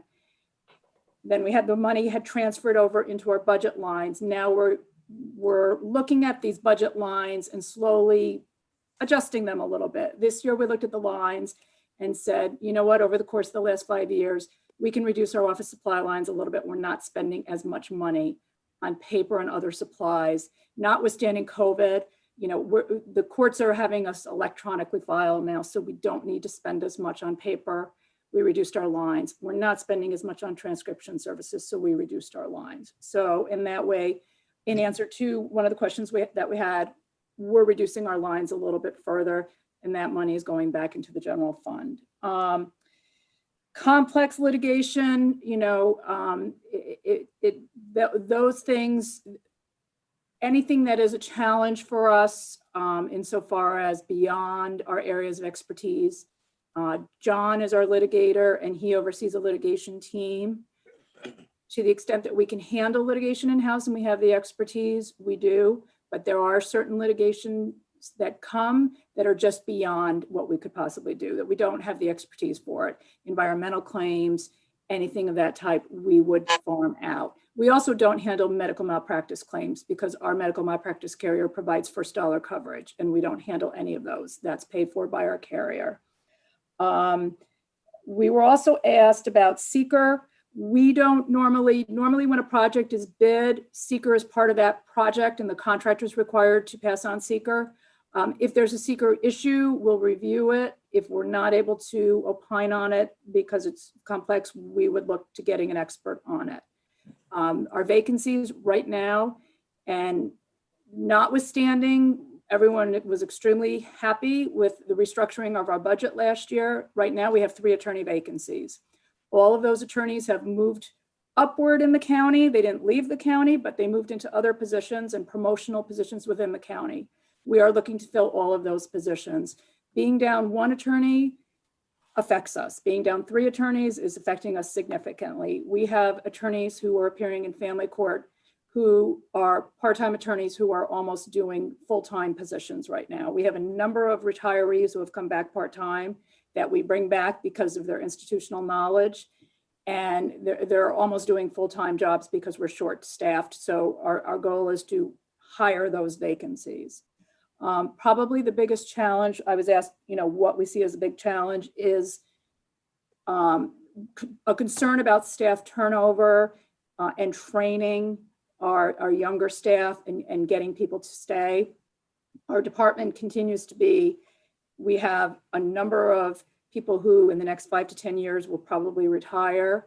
And we have a number of retirees who have come back who will retire for good. People who, you know, one of our staff members started here in the late 70s, who still works here as a retiree, who will retire for good. And these people are experts in their fields. They're experts across the state, some of these people, who to get to replace them and to have them training people, we're working with them to train the newer people on our staff who are, you know, 5, 10 years experienced attorneys. It's to get these attorneys to stay and to get them to want to stay and to build their careers with the county. That's probably the biggest challenge we face. We do everything we can to make them want to stay. You know, we let them flex hours if they can. We've done everything we can, you know, to make this a comfortable environment for them and to foster a comfortable legal atmosphere for them. I've said this before when I've appeared before you, the county really is a great place to work if you want to make your career here. So we try to do that for our attorneys here. I don't know if there's any questions. Okay, thank you. Mr. Bergdorf. Thank you, Madam Chairwoman. There lists a vacancy of the first assistant county attorney. And all the other attorneys said, we plan to hire, we plan to hire, we plan to hire. Yet there was nothing next to that one. Is that one that you plan to fill as well? Yes, that position Okay, just so that became was- vacant. I have not gone to the committee to fill with that position yet. We are looking for a strong candidate for it because it is a very, excuse me, Mr. Bergdorf. Excuse me, Mr. Mayo. Mr. Mayo. I'm sorry, go ahead. That's okay. It's a very strong position that in the department, it's a backup for John and I, so we need that position to be filled. Okay, thank you very much. Welcome. Thank you for handling all my questions. You're welcome. Thank you, Mr. Bergdorf. Mr. Grimm. Oh, thank you, Madam Chairman. Gina, thanks for joining us tonight. We appreciate Thank it. You piqued my interest here on cases you feel you can't handle. And I'm curious, what's on your desk right now? What are these cases that you don't think you can handle in-house? Well, we have one that's assigned out right now that is it's a telecommunications case. So other than, I would discuss it in executive session other than that. Oh, okay. Yeah, no, I'm just curious about how many you had there. That's about it. Okay. But there are cases that come up occasionally that, could be an environmental case. It could be something where we have a conflict that we can't handle it. Any type of case like that. Okay. Thank you. Thank you, Madam Chair. Thank you, Mr. Grimm. Ms. Condon, I just want to thank you so much for your presentation. I thank you for being so thorough. I would like to comment on Mr. Bergdorf submitting his questions ahead of time and you going down them one by one and answering them in your presentation. So those of you who have not used the system, it does work. So we just want to thank you for that. I still have to give kudos to Mr. Bergdorf for that. Right now, Ms. Condon, I want to thank you for your presentation and I want to bid you good evening and stay safe. Thank you very much. You as well.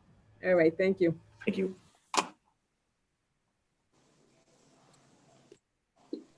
Move on now and to immigration. Ms. Kenna.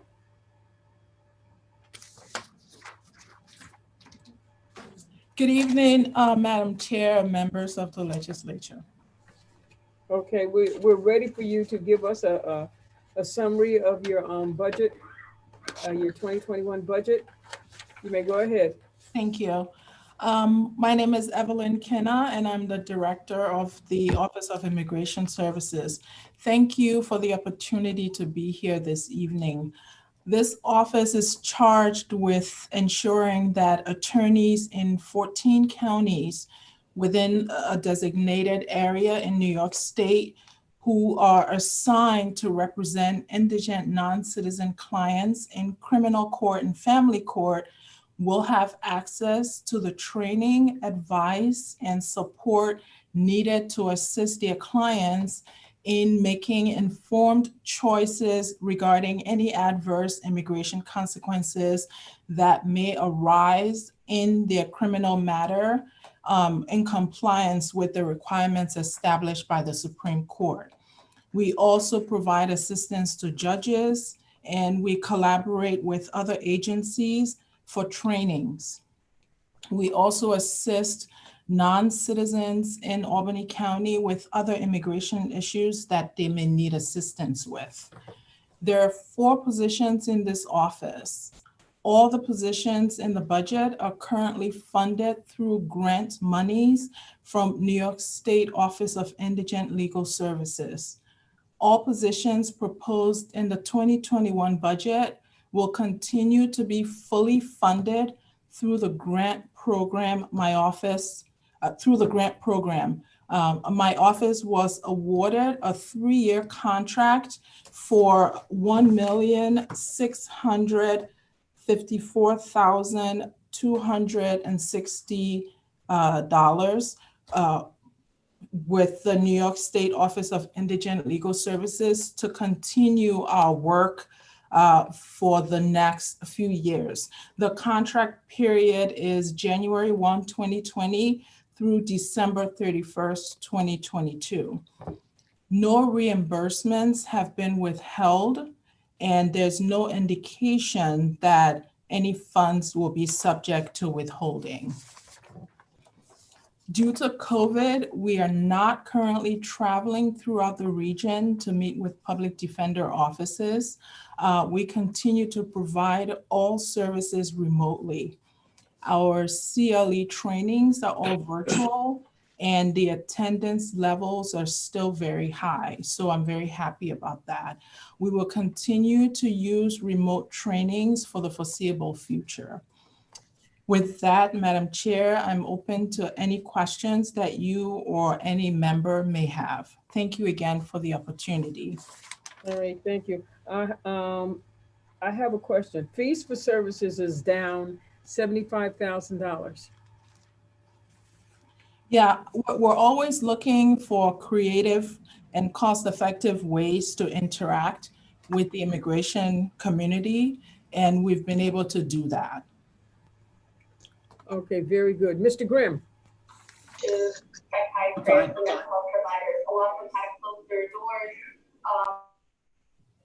I'm fine, Madam Chair. I think the raised hand was from the last one, I guess. Okay, thank you, thank you. All right, I appreciate your presentation.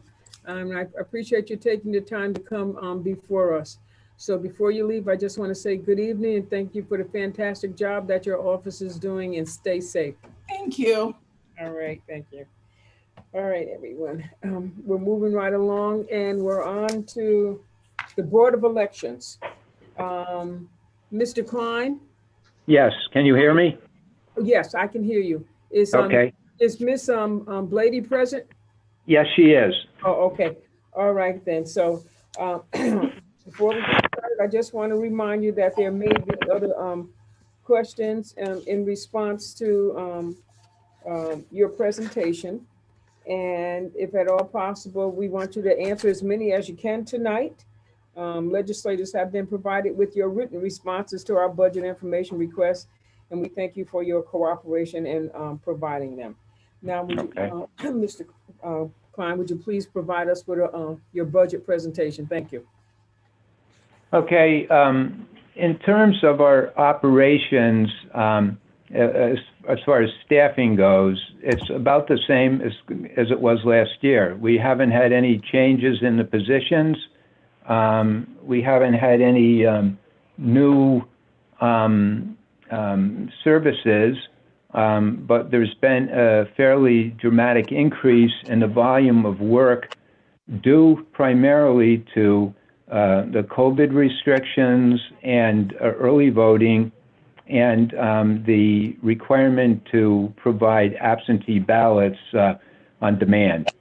And this has created some challenges in terms of budgeting because we don't know precisely where we're going to be from one year to another in terms of what the requirements are going to be.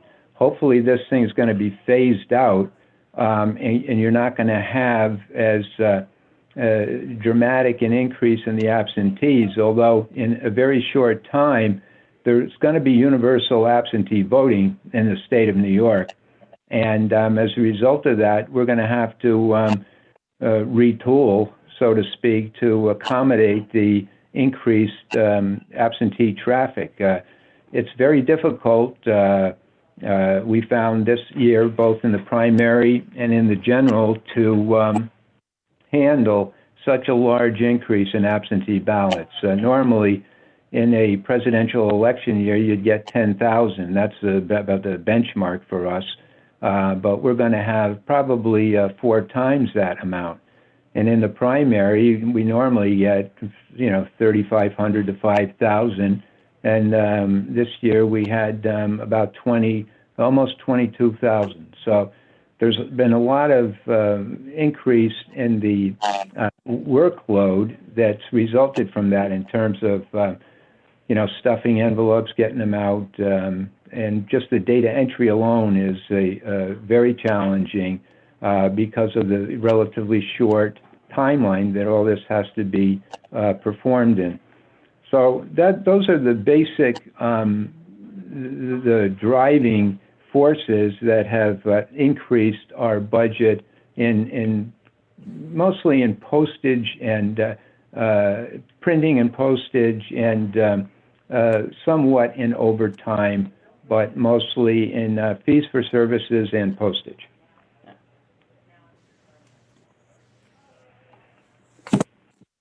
All right, thank you, Mr. Klein. All right, I'm going to start with Mr. Peter, and then I am going to go to Ms. Lakakis, who submitted her questions, and then I will go to Ms. McLean Lane. All right, Mr. Peter. Thank you, Madam Chair, and thank you, commissioners, for joining us tonight. So 2 quick questions, and they're a little intertwined.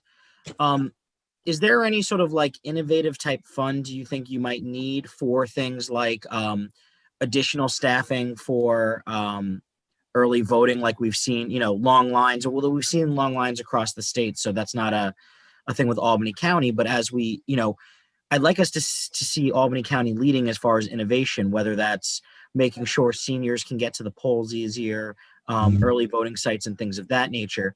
And I was wondering if you guys have put into your budget anywhere where you think you might need extra funding to be innovative and meet future needs.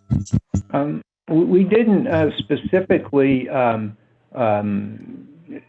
design a response to what we're seeing right now because it's quite unanticipated. I just want to jump in. Part of the problem that we're having here too is that in an ideal world, we buy double the amount of equipment and have. Excuse me. I've Yes. asked for people to identify themselves. Can you please? Oh, I'm sorry. This is Rachel. Okay, could you please let Mr. Klein finish?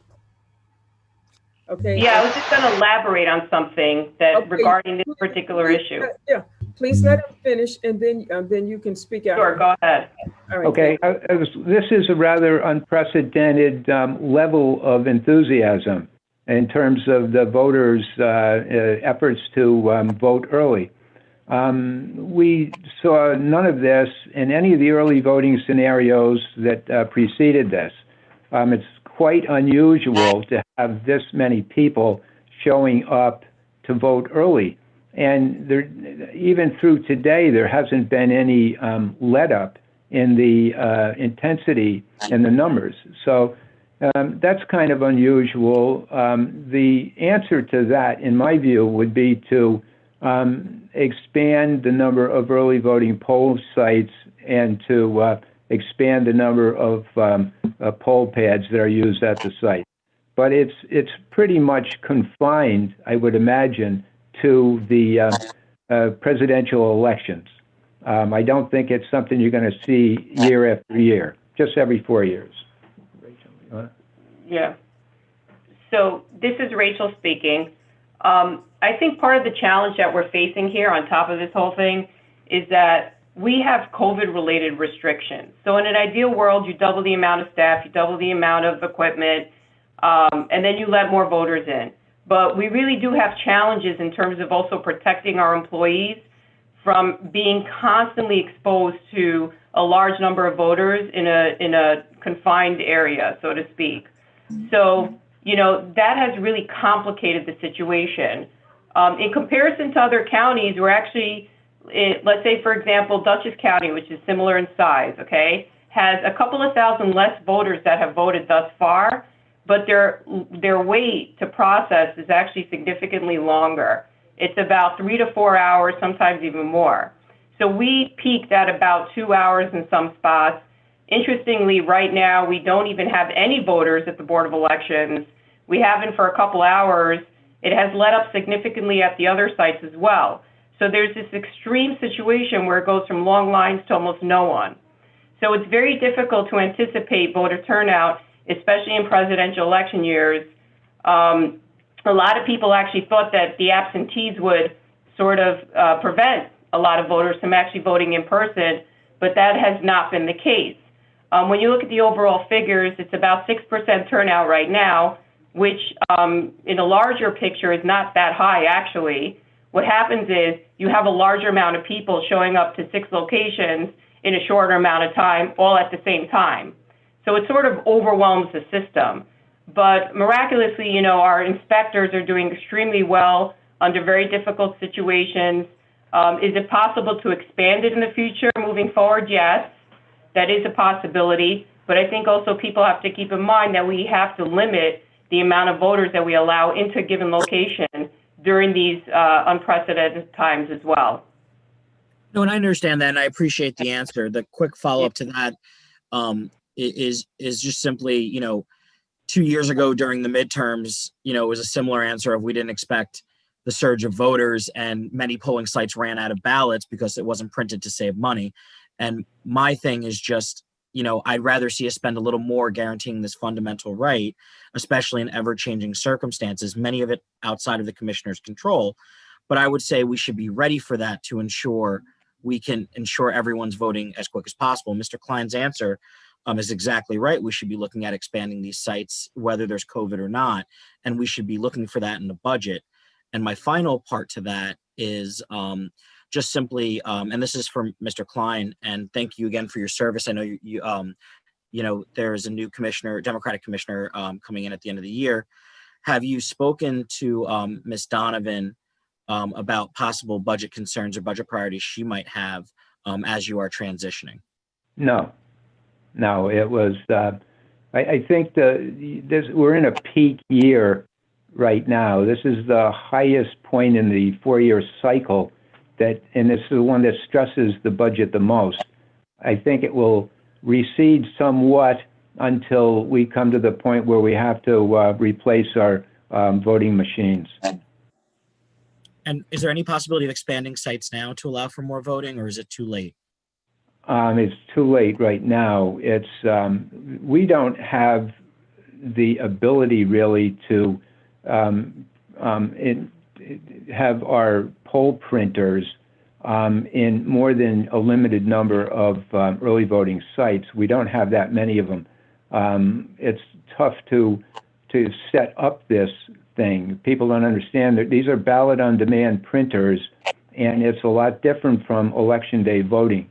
There's a lot of work that goes into prepping the poll site to accommodate this, particularly since every site is capable of producing all of the ballot styles in the county so that everybody can vote regardless of their residence. Anybody can vote at any of these polling sites. So it's tough it would be really tough to try and augment what we have right now. Sure. Thank you. That's all for me, Madam Chair, and thank you for allowing me to ask my question. Okay, thank you. I just have one question, then I'm going to let the members ask. How many polling places are open on election day? 115. And how many pads are available on election day? Well, the normal complement is 2 with a backup, and it depends somewhat on the location of the polling site. Larger polling sites with a higher number of districts would have more, and they would have more printers and scanners as well. I think she's talking about election day. So for election day, we have one pad per election district, and usually that is sufficient. You said 1 pad for each per election district. How many election districts are there?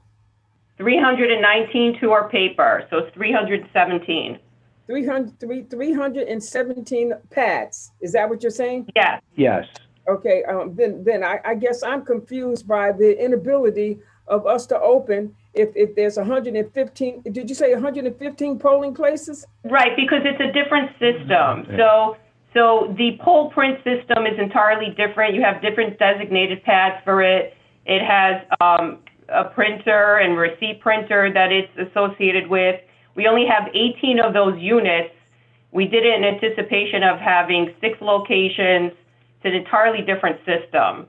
Okay, what I'll do is I'm going to allow the rest of the members to ask questions. I have more myself, but I'm going to Lynn Makakis, Allison McLean, Lane, Mr. O'Brien, and then Carolyn, and then Mr. Grimm, and then Mr. Bergdorf. Did everybody hear me? Yes, Mr. Cleary would like to speak too. Okay. Yes, ma'am. And I will add names as I get them. Okay, so I added yours, Mr. Cleary. All right, Lynn? Yes, hi, Commissioners. So odd not to be able to see you at this moment. But you said in the backup that you did not have any operational risks to report. And I was wondering, there's no security, physical or cyber security concerns at all? Well, those risks are inherent. They're going right along, and they're not specific to any one budget year. And we're waiting on, in terms of the physical security, I think that's more of the county issue than it is specific to our budget. In terms of cybersecurity, IT, the county IT department is really the lead agency as far as that goes. We're part of a network, and they've done an excellent job. I have to say, they've done an excellent job in preparing us and protecting us from potential cyber intrusion. And we have it's not something that's really a budgetary concern. It certainly is not something that we're concerned about in terms of financing. I think it's more how this stuff is evolving. You didn't even hear the term cybersecurity a couple of years ago, and it wasn't a big concern for boards of election until the last really 2 years. Everything's been ramped up significantly, and the landscape is constantly changing. But we don't think that it's something that's a real priority in terms of our budget. Okay, so what you're saying is you're thinking that it's covered through the IT department? Yes, they're doing the lion's share of the work. They have the laboring oar on this stuff, and we rely heavily on their advice and their opinions regarding our needs. All right. You did say something about overtime and funding, and I was wondering if it's possible to hire. You haven't requested any additional budget lines for anything, so I was wondering if, and you started by saying that you were feeling like you all had a lot more work to do. So I was wondering why there weren't any additional budget lines requested, and why maybe instead of overtime, maybe you could solve some of that problem with some extra staff or temporary, very reliable staff. Well, it's not cost effective for us to train people for temporary help. This stuff requires a lot of institutional knowledge, and most of the tasks which additional help would be concerned with take too long to train a person to do it. And we can't have people that don't know anything about how these machines are designed or programmed to be working on the machines. And the only thing that would possibly be of use to us would be temporary help in terms of some data entry tasks and in terms of absentee ballot mailings. We went to a third-party vendor for the general because it was just too large of an undertaking.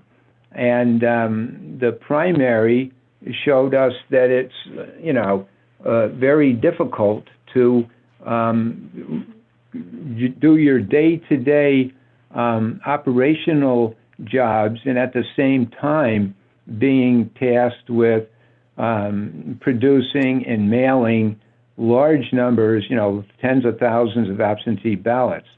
But it's not that simple to get this thing straight. Even if you've been doing this for quite a while, it's tough to keep this thing on track in terms of there's a lot of detail work to even just mailing out an absentee ballot. You have to be conversant with the whole process, and you have to know, there's certain things that everybody has to check for all the time. And it doesn't make any difference how many people are involved. There's still stuff that you miss. There's still things, the details that you may not have considered. It's not feasible to take people off the street short term and try and train them on this process. So they did try to do that in other counties, and they ran into some situations with identity theft issues with voters. So, we erred on the side of caution in this county because we do have ballot security issues here. And we did bring in actually a few people to come in and help us on an hourly basis, and that's worked out well, but we really do have to limit the amount of people we bring in and who we bring in because of these issues. All right. My next question was about the performance metrics question, and I believe you said that the successful conduct of the elections is your sole performance metric, and I felt like that was kind of a vague, not really answering the question. I was wondering if you consider other things as far as the successful conduct of the elections, like things like efficiency, extra things that are going on like COVID, when you evaluate how you handled it, and how, the security, the accuracy, the degree of turnout, the difficulty, how people have access to it. And would you consider, I'd like to hear more about those, not right now, but after the election is over. Another quick question is, have you considered customer service surveys just to quantify the experience of the average citizen while voting? And it could also provide staff and you with feedback, and us. We have not considered customer feedback surveys, only because we get the customer feedback almost instantly, no matter what we do. And we try to respond as quickly as possible to every issue that's brought to our attention. And there's many issues that are brought to our attention all the time. And it's a constant effort to correct the course that you're on and to adopt whatever innovation is required to meet the particular exigency. And I have to say that the legislation that has been enacted over the past 2 years has fundamentally changed the nature of this job. And everybody, not just Albany County, but every single county board of elections in the state is trying to come to grips with all of these new procedures. You have automatic voter transfer of registration now. You're looking at pretty soon same-day voter registration. You're looking at universal absentee balloting. You're looking at early voting in its many different formats. It's going to change, I'm sure, over the next couple of years. And it's hard to try and get a handle on all of these changes so quickly because everything is routine here. You got to get into a routine. Otherwise, you're never going to get the job done. And it's hard to get into a routine when you're constantly shifting gears. And we do try as best we can to compensate for shortcomings and to answer problems that arise in response to voters' concerns. But we don't formalize that. I mean, there's actually not enough time to devote. We're lucky to just put on an election at this point. We don't have the luxury of looking back systematically and analyzing, where the the shortcomings are. It's really putting out fires as they erupt. Thank you. I have one more quick question. You talked about you having two different systems, one for the early voting and one for the voting at the polls. Do you Yeah. expect that those two systems will come together? I didn't notice anything in the budget about it. Do you expect that there'll have to be an influx of, do you think they'll ever come together and you'll do the on-demand printing at the polls on election Well, day? that's a very good question. That's a very good question, because that would, fundamentally change the manner in which we are producing our elections. Everything is a district-based thing right now. And it's specific to that election district. All the ballots are programmed, all the machines are programmed with that in mind.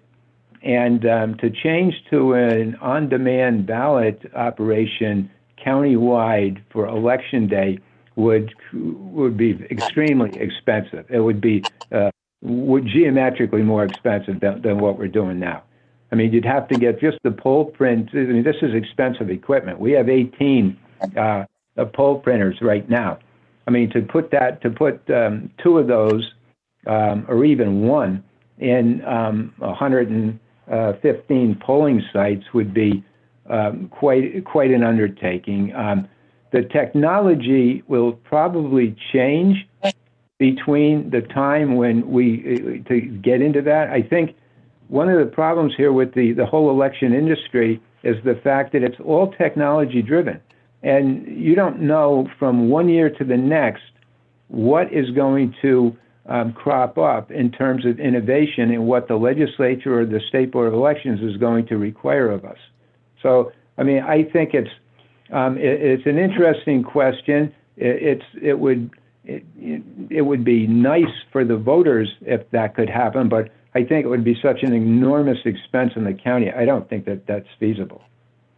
Well, it's also not thank you both legally. very much. It's also not legally possible. Okay, Lynn? I'm done. Yes. Okay, thank you. All right, Allison? Thank you very much, Madam Chair. I appreciate you recognizing me. I have a very brief question, and it just takes a yes or no answer from each commissioner.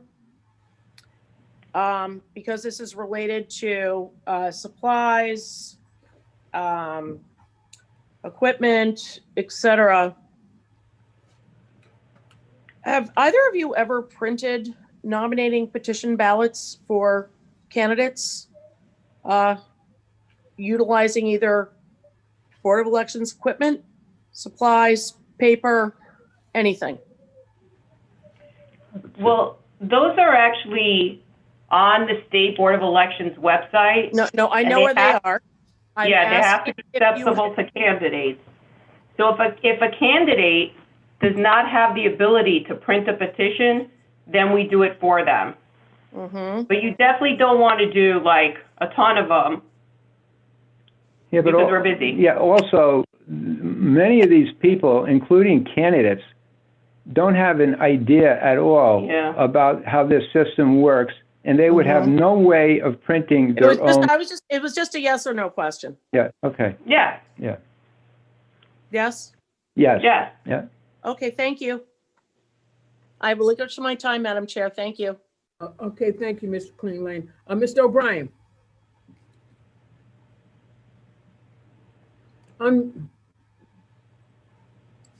Unmute yourself. Thank you, Madam Chair. Matt, you mentioned that there was roughly 22,000 votes cast in the primary this year. Absentee ballot. That's correct. Yes. Yeah. What was the overall cost of the board mailing everyone instructions on how to request an absentee ballot?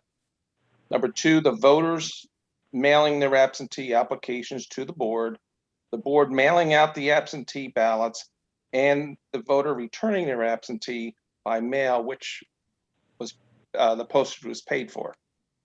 Do you have a cost on that? Yes, we can give you fairly precise figures on that. And the initial absentee ballot application was, we were directed by an executive order from the governor to furnish applications for absentee ballots to every eligible voter in the county, both active and inactive. And our vendor that manages our electronic voter registration database, NTS, mailed those out, and that was $44,000 to just the mailing component of it, and in addition, $52,000 for postage. Okay. Now there were follow-ups with this. There was a special mailing that had to be done because the primary changed. They canceled the presidential primary and transferred it to the June 23rd primary date, and a notification had to go out to all the voters there. And that was about $26,000. There was a poll site change notification because of the COVID restrictions. We had to, relocate some poll sites. That was $31,000. This year, we have, for the general election, with the absentee ballots, just to mail them, not including the Board of Elections component of it, just to mail them out, and the initial drop was going to be about $70,000 and another $22,000 in postage. The overall application, there's also we had to, again, in September of this year, mail to all voters instructions on what their options are to vote. And that was $11,000. That was done by Fort Orange, and another $30,000 for postage. So just the applications alone, you're talking about $150,000 just to get the applications out and the notifications out and the postage. And there was we don't have the final bill yet for the general election, but it's a lot of money to do this. And we're not, that's why some of the stuff in our budget is open-ended in terms of postage and in terms of printing and advertising, because we don't know from year to year right now. We don't know if these COVID restrictions are going to continue. If they do, they're going to generate a significant increase in our costs. And so that's the basis. We're just going by what we've had, what our experience was this year in terms of the primary and the general. So are you, in your budget, you've accommodated for that? Yeah, as best we can. And because, you really do need a crystal ball here with this stuff. It's almost impossible to get a concrete figure on this stuff because it changes. It changed from the primary to the general. And it changed, when you add into anything a countywide mailing and postage paid return, that's a lot of money. And so we don't want to be caught short, but it may be more, more than we end up actually having to use. But if that's the case, then the money goes back to the general fund anyway. It's not. Yes. Yeah. We just don't want to get caught short because. No, I understand. And I don't want you to get caught. Okay. But didn't you have a grant? Didn't you apply for a grant? Yes, we did apply for a grant. The most significant one is the have a CARES grant. That's a $398,000, and we've already eaten through that. We had also a grant last year for the acquisition of the poll pad equipment, and it offset, I would say, most of it, like 70% or something, was offset the cost of the electronic poll books and the infrastructure to go with that was offset by grants, but we don't know. I don't think there's going to be any grants. That's one of the reasons why there's such an increase in the two items, fees for services and postage, is because we're not anticipating. You can't assume that we're going to get any further funds from the state or federal government. Okay. Thank you, Madam Chair. Thank you very much. Ms. McLaughlin. Thank you, Madam Chair, and thank you, commissioners, for being here. I know you've been very busy over the last couple of days and moving forward, so I appreciate your time. So I'm trying to conclude from what you have said for over the last 5 minutes that your budget for 2021 does reflect the increases that you felt were needed or will be needed based on the numbers of transactions that are taking place right now in terms of voting, in terms of the increase in the early voting. Yes, we think that, I mean, we have to operate on the assumption that the COVID will continue, the COVID restrictions will continue. And that's basically what's driving this thing. Can you tell me how many people have voted, or did you say that already? How many people have early voted? It's 6%. It's about 12,000 and change. And that's throughout the county? Yes. Okay. And there were how many sites open? 6. 6. Now, in each, so were all 317 of the pads used in that, or was it just one each? No, the early voting pads are specific to this printer program that we have. Okay. The only thing we can do, which is what I've been working on this afternoon, is to add pads for check-in, but not for printing. And we don't have these things called receipt printers to go with them. So it's going to have to bypass those receipt printers and directly print to the printer. The risk you run with that is that the person checking in the voter is going to have to keep tabs of the ballot style that is associated with that particular voter.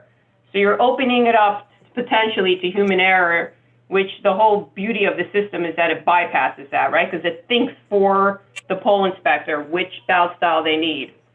So we are going to do that, but we have to get only very specific people to do that. I think it will help offset some of the increase in lines and waits that we're seeing now, and I'm going to start doing that tomorrow, and we'll test it out. But again, you know, the problem we have with this is that we only have a limited amount of voting machines. So many of them are already slated to go out to polling places on election day. So we're really talking about a shortage of equipment to accommodate a much larger expansion of the early voting, apparatus. So we're going to try this tomorrow, see if it helps. We did it at the office here, and it helped significantly. We went from long lines to 0 lines. So I'm going to try to do that, but it's going to require me to recruit additional inspectors and people who are very knowledgeable and are, very focused and are paying attention to what they're doing in order for this to occur. So we're going to try it. We'll see how it goes. Okay, so I'm going to respond to something you just said. I noticed down at the Board of Elections itself, that polling site, yeah. I voted there, and you had 2 voting machines. Now, was there a reason why you, other than the size of the room, that you only had 2 machines? Well, actually, now we have, so we expanded it. We actually have 4 now, 4 voting machines, and we have several more poll pads running. The problem is that we've run out of voting machines to just be able to use. With the pads themselves, you also can't, once a pad in a voting machine, a DS200 scanner, right, is specifically programmed for a specific location, you can't then program additional information on top of it. I got that. Yeah, that makes sense. Those are the shortfalls with the system. Everything is specifically programmed for a specific location with specific list of voters. Mm-hmm. That's why we can't reuse poll pads. And once Yeah. you use a poll pad for one thing, you can't reuse it during the same election for something else, or you risk erasing all that data. Mm-hmm. I appreciate that. And there were no local races on the ballot. It's just the yeah, there was one. Yeah, that's right. The auditor, but District attorney. Yeah, you have a couple around the county. You have a couple in the hill towns. You have in Waterville, Green Island. Oh, okay. Okay. Yeah. I do remember seeing the two locals in the city auditor and the DA. Well, I'm glad to see you made some adjustments, but as a result of the 2-day experience you had, and I will say that I felt that your staff did a wonderful job in moving the line and managing traffic. So I just want to thank you for that. Thank your staff for that. Thank you, Madam Chair. Okay, I have next Mr. Grimm. Thank you, Madam Chair. Yeah, it's difficult to have a management plan when the state changes the rules all the time. So I think that's the biggest problem these local board of elections have. I do think it's important to have data, and I'm wondering how data might be able to help. For example, not all the election sites are as busy as others. So I would love to know, for example, what are the busiest sites and when are they busy? So we could direct more resources at that point, provided we have a staff that's been cross-trained and they're very flexible and they can do a lot of different things. Because clearly long lines are one of the big issues here. So I just would say using technology and gathering as much data as possible to resolve some of the problems with the system would be very helpful. Yes, thank you. Thank you, Madam Chair. Let's see here, Mr. Bergdorf. You're muted, Mr. Bergdorf. Mr. Bergdorf. I'm on. Thank you, Madam Chairwoman. I spent about an hour and 20 minutes in line with my wife up and about today, but it was actually run very well.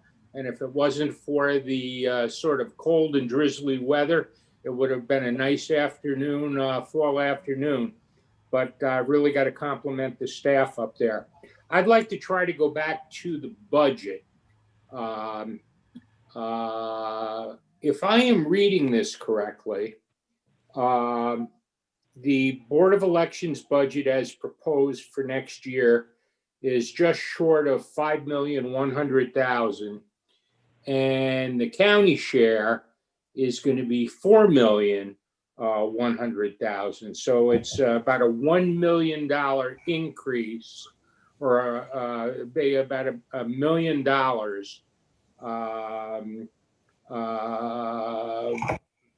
or all but $1 million paid for by the county.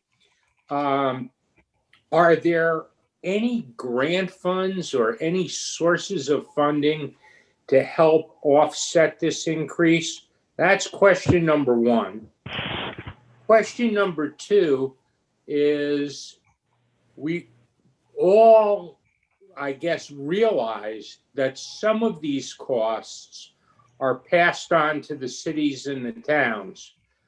Are any of these increased costs of printing and mailing and handling and fees for service eligible to be passed down to the cities and the towns? And then my third question is, the narrative describes 2 unfunded mandates that are coming: new electronic voting machines and the need for GIS services for redistricting. What budget years, is that next year, 2 years from now, or whatever? But I'm more interested in the $1 million gap and alternate sources, and what sort of expenses are passed down to the cities and towns. Well, for the most part, the COVID-related expenses are not something that can be charged back to the municipalities because they were not a cost that the municipalities had traditionally borne. And that is in the statute, and that's one of the statutory standards. It has to be, we can charge back costs, but these costs are not anything that they were ever saddled with. And the enhanced mailing and applications for absentee ballots, they would never have been charged with that. When the county took over the elections this came out of 2005 legislation.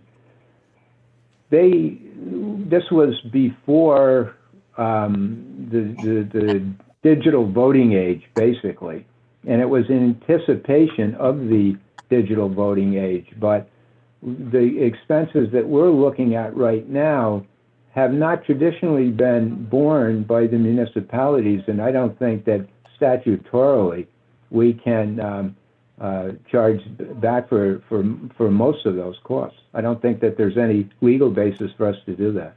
You know, I reached out to the State Board of Elections on this question, and even they were sort of stumped and didn't think we could. They were split on it.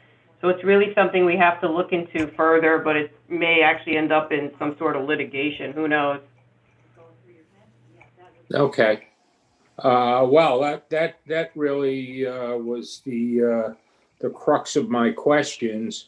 But you've built the assumptions in for 2021 of having these increased costs, and I guess if we don't, it will whatever money is unspent will accrue back into the fund balance. What about GIS services? What's the timing for that? So we don't know. It really depends on the county legislature. GIS services is our part in redistricting, but it's generally done after you do your part. So we can't build election districts until we know what the boundaries are that are set by the state legislature and the county legislature. So that timeline is really uncertain for us. And last time we had very short amount of time, just a couple of days to redo the county. And it's a very difficult process to do manually, especially now when our workload has increased even that much more. So ideally, we should be working with a company that does mapping software, which actually there is one in particular, Eclipse, that handles our election district mapping software on our website. So they're a possibility. I think they do some other stuff for the IT department, but nonetheless, it would be a company that does something similar to what type of services that they provide. So it really depends on your timeline. Going back to the previous question, how much of your budget gets passed down to the localities? Well, most of our budget that gets passed down to the localities pertains to election day staffing and putting on the election itself. None of our salaries, none of the personnel costs no part of that gets passed on. So it's not it's not insignificant, but it's not a lot of our budget either. The chargebacks are all pertain to like the cost of poll inspectors that have to be paid for sitting at each election district, and the cost of delivering machines to a municipality. You know, we can all those are quantifiable. We can break it down to the dime that we know which ones get passed on to which municipality, but it's not in terms of our operating costs as a whole. I think the increased costs, most of these things are not charged, you can't charge back on them. Yeah, it's probably close to about like $1 million. Okay. So $1 million of the 5,000 is offset by local government. Yeah, 5 million or 4 million, whichever. Yeah. If you want to look at it in those terms. Yeah, that's what I was trying to figure out. Yeah. Yeah. Okay, I think I understand that you've at least explored the issue of how to handle the increased costs, but there don't seem to be any great answers on the horizon. No, you got it. There aren't any great answers because nobody can anticipate all the stuff that is going to, develop in this realm. It's so politically charged and it changes so quickly that it's almost impossible to get a real handle on it from year to year. In terms of the grants, by the way, we do apply for every grant that becomes available. So we do that. The grants that we don't apply for are grants that stem from some sort of partisan association or have an association with organizations where the origins are unknown to us. Yeah, and most of it's not worth taking grant money that's for not, a relatively small amount. The paperwork involved and the accounting and the year-to-year justification of these things, it's not worth it. But the larger ones that are administered by or through the State Board of Elections, we always go for those. Okay, thank you very much. It's been enlightening. Thank you. Thank you, Mr. Bird. Thank you, Madam Chairwoman. Mr. Cleary. You answered a lot of my questions. The one thing I'd like to comment on is I think you definitely need to have the overtime. I was at the Gildan Firehouse last 2 days, and the 2 staff that were there on Saturday and the one on Sunday really got things going well. So I think you really need to get your staff out there, but I agree that you can't just hire more staff. It's more you need the overtime to have it go. On Saturday, there was 560 voters. On Sunday, there were 660, and it went much quicker, but nobody was complaining. The weather was wonderful. But I think don't short yourself on the overtime, because I think that's what we need to use is our staff that we have presently and not to go over things. Thank you. Okay, thank you. Thank you. Ms. McLean Lane. Thank you, Madam Chair. I appreciate you recognizing me. Commissioner Belletti, you had mentioned this company Eclipse. Have they done mapping for us previously? Yeah, I think they're the company that they are the company that handles our online election district mapping software right on our website. And then I think they were recommended through the IT department. I think John Wimple has worked with them. So I think that they have done some other stuff for the county, but I can't be sure about that. Okay. My question is, I know of 2 situations now, one that included my own district, where an entire area was included in my district. Pardon me. I apologize for that, Commissioner. My phone went off while I was speaking to you. I apologize. Where an entire area was actually included in my district and then was suddenly removed and added to another person's district. It was said, oh, it was mapped incorrectly or something. And this also happened to actually a minority member as well. I would hope that this company was not involved in that.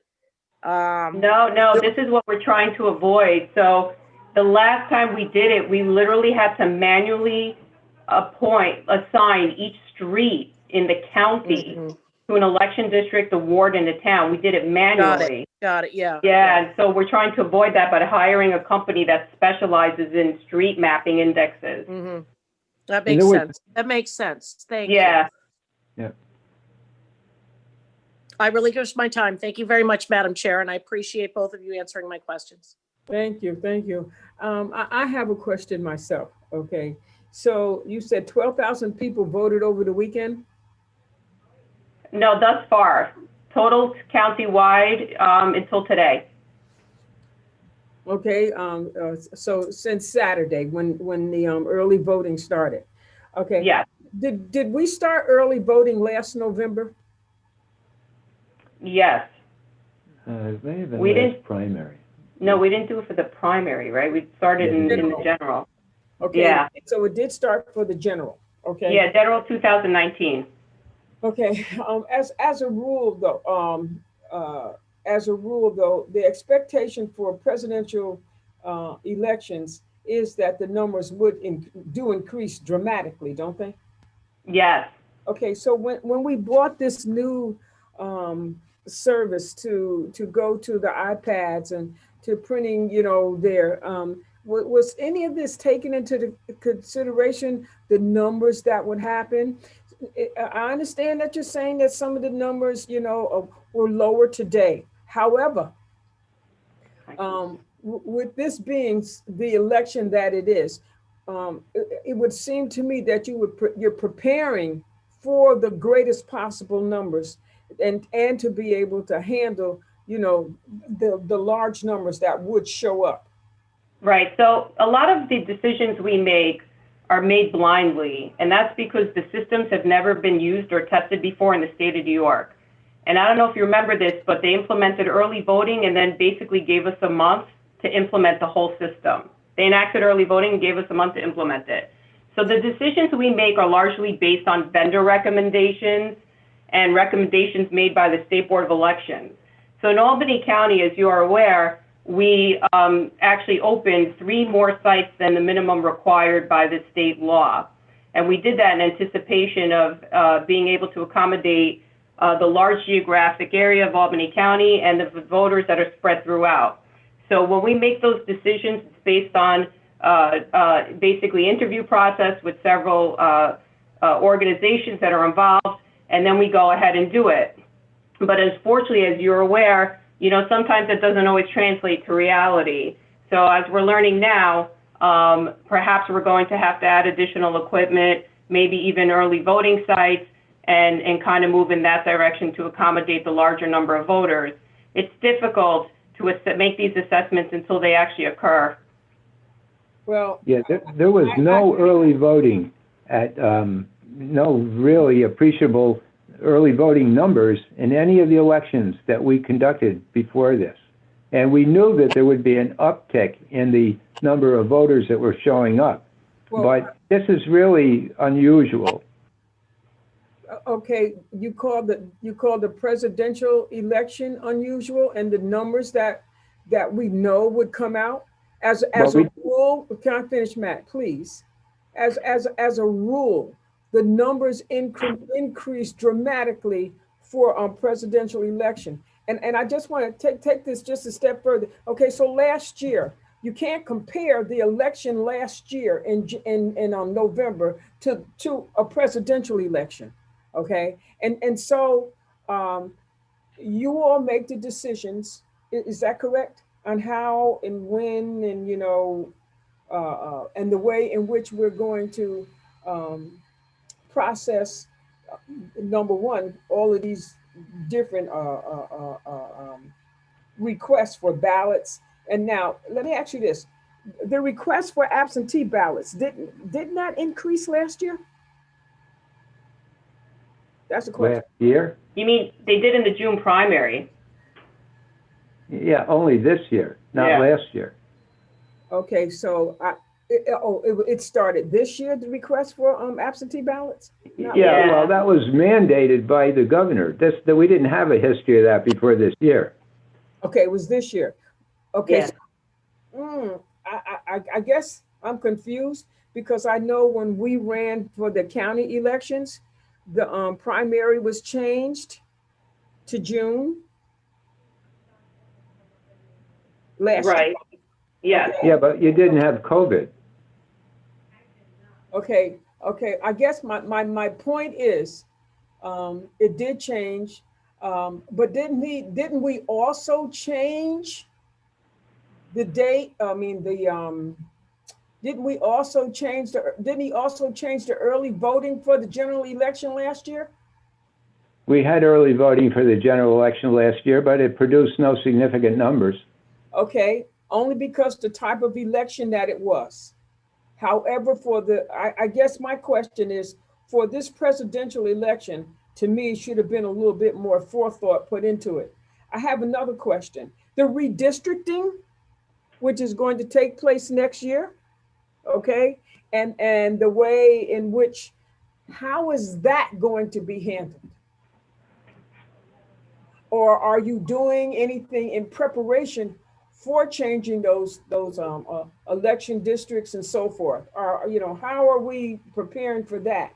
And was there any money put in your into your budget for redistricting purposes?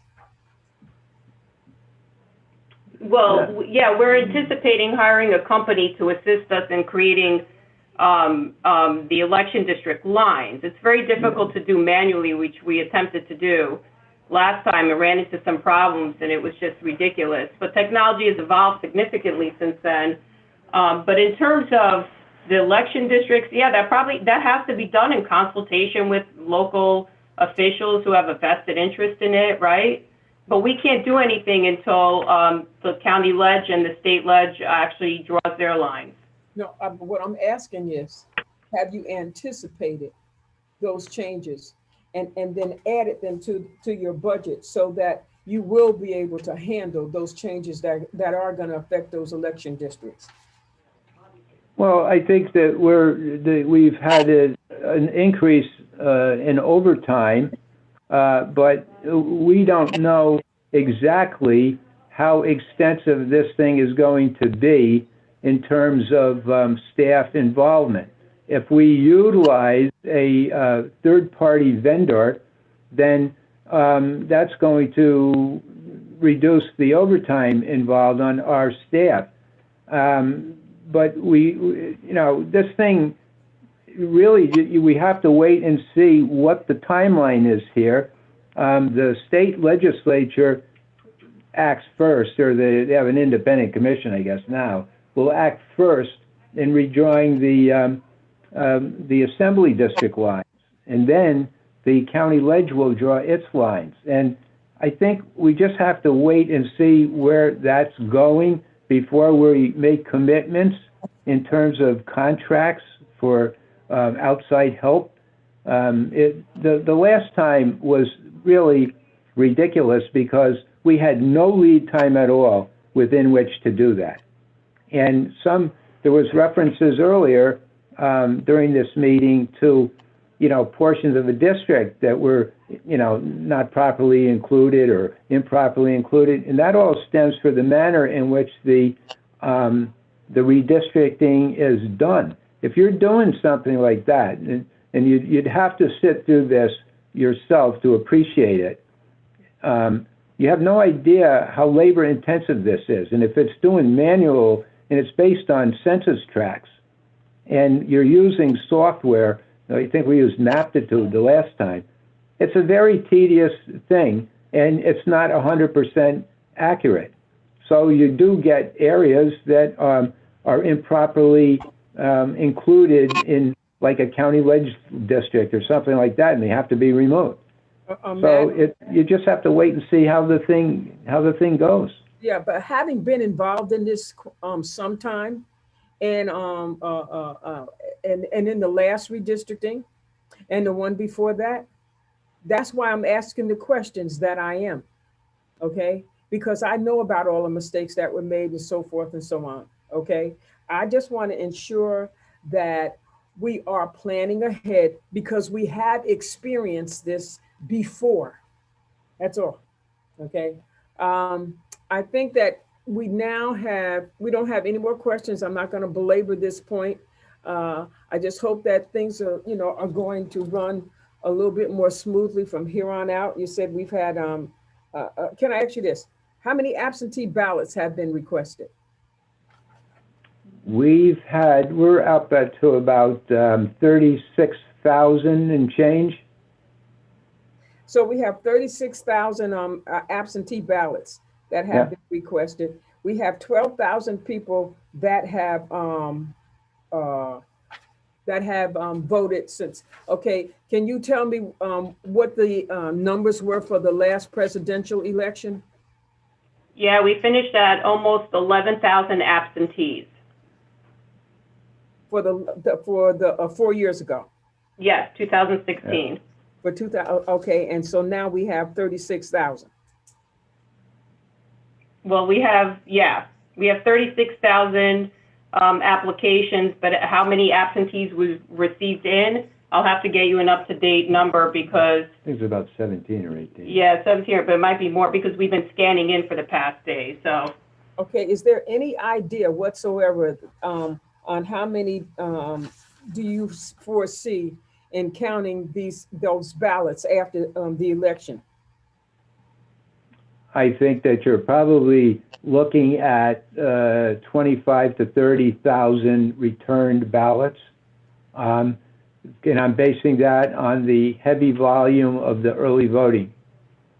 Many people, we're finding out, who are voting early had already received an absentee ballot, but they chose instead to go to the polls.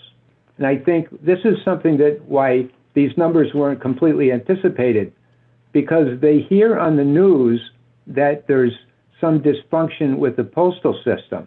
And they're very skeptical or leery about the prospects of having their absentee ballot, one, get to the Board of Elections, or two, be counted. So they're preferring to go to the polls.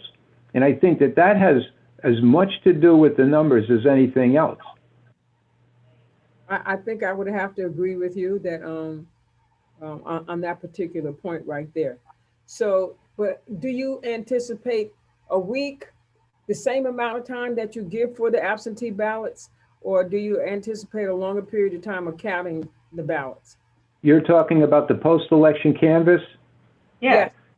That all depends on whether or not there's a closely contested election. We're not anticipating one. If there's not, then they're just going to be fed through the central count tabulator, and that takes a matter of days. If there's a contest, obviously, then it's going to take a long time given the large volume of absentee ballots. It was quite, there was a painstaking post-election recanvass in the primary, and we had 22,000 absentee ballots. If you're talking, 30,000 absentee ballots, it's going to take longer, but it all depends on whether or not there's an actual contest. I think the primaries are always more hotly contested. They're always more confrontational than the general election.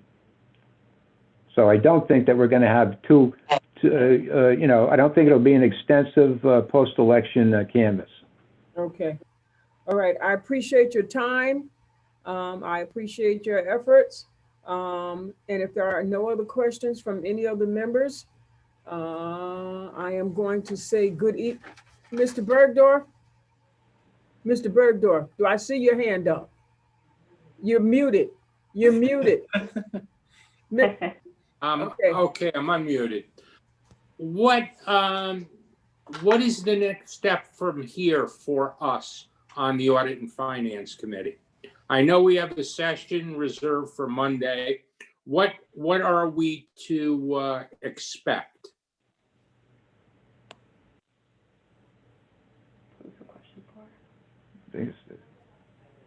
Chairman. Well, I think you let the Board of Election go first. Pardon me? I think you can tell the commissioners they can leave. Okay, I think I can. Oh, I'm sorry. I thought we were looking for an adjournment. I asked what there were additional questions. Motion to adjourn. Yeah, okay, so thank you, Mr. Cleary. I got this. All right, so now, Mr. Bergdorf, that was not a question for the commissioners. That's correct. No. That was a question for you, Madam Chairman. All right, so Mr. Klein and Ms. Bleddy, I want to thank you for your service. I want to bid you good evening and stay safe. All right. Likewise. Okay, thank you. All right, right now, I just want to remind the members that there is a public hearing tomorrow evening on the budget. Okay, and it's at 7:15. All right. Okay, and so that is the next step, Mr. Bergdorf. Wanda, I have a question. Yes. Right. Lynn I has realize that. And then I know we have a traditional Audit and Finance Committee meeting on Thursday, correct? Yes, we do, Mr. Bergdorf. But for the next step in the budget for the members of the committee after the public hearing, what's the next piece? November. Okay, so the next meeting of the Audit and Finance for the budget is November the 17th. Okay, and what is the goal or the agenda of that meeting? That's the additions and the deletions. Okay. Are we going to meet together before then?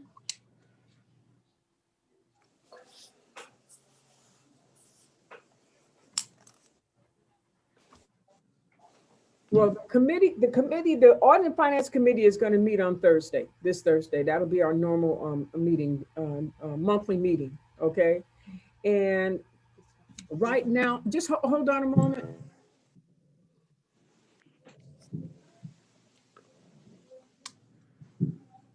I think, right now, Mr. Bergdorf, I don't want to really answer those questions because there is oh Lord, I can't read this.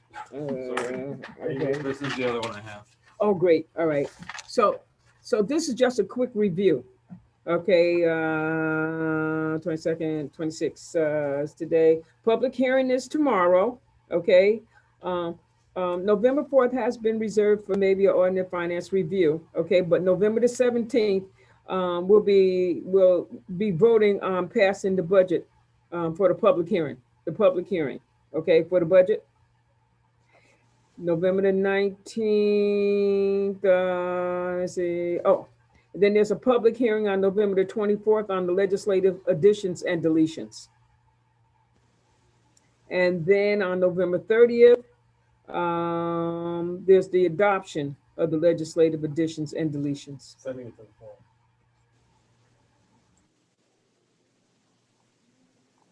Okay. But we may be meeting on the 4th. We'll be sending it to the floor, okay?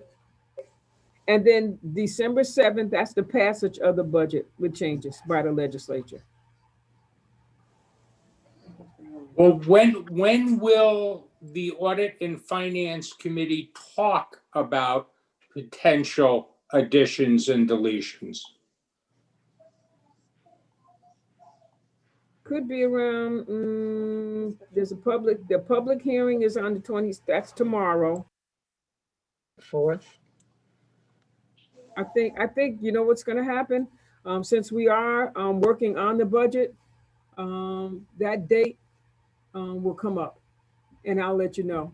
Staff will let you know when that's going to be. Okay. Can I have a question? Yes. Are we getting a copy of the answers to other people's questions or just if they so choose to give them to us? Are we all getting everybody's? All of the unanswered questions, everyone will get those responses. Okay, thank you. For all questions.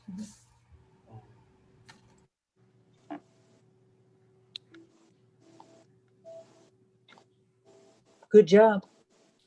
Right now, I'm just going to ask for a motion to adjourn.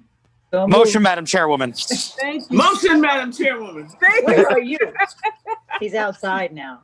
Okay, but we'll make sure I clear up everything, all of the questions that you all asked me tonight, I promise, okay? All right. Thank you. We'll get that All out. right. Thank you. Thank Great you. job, Madam Chairwoman. Thank you. Good work. Good night. Bye-bye.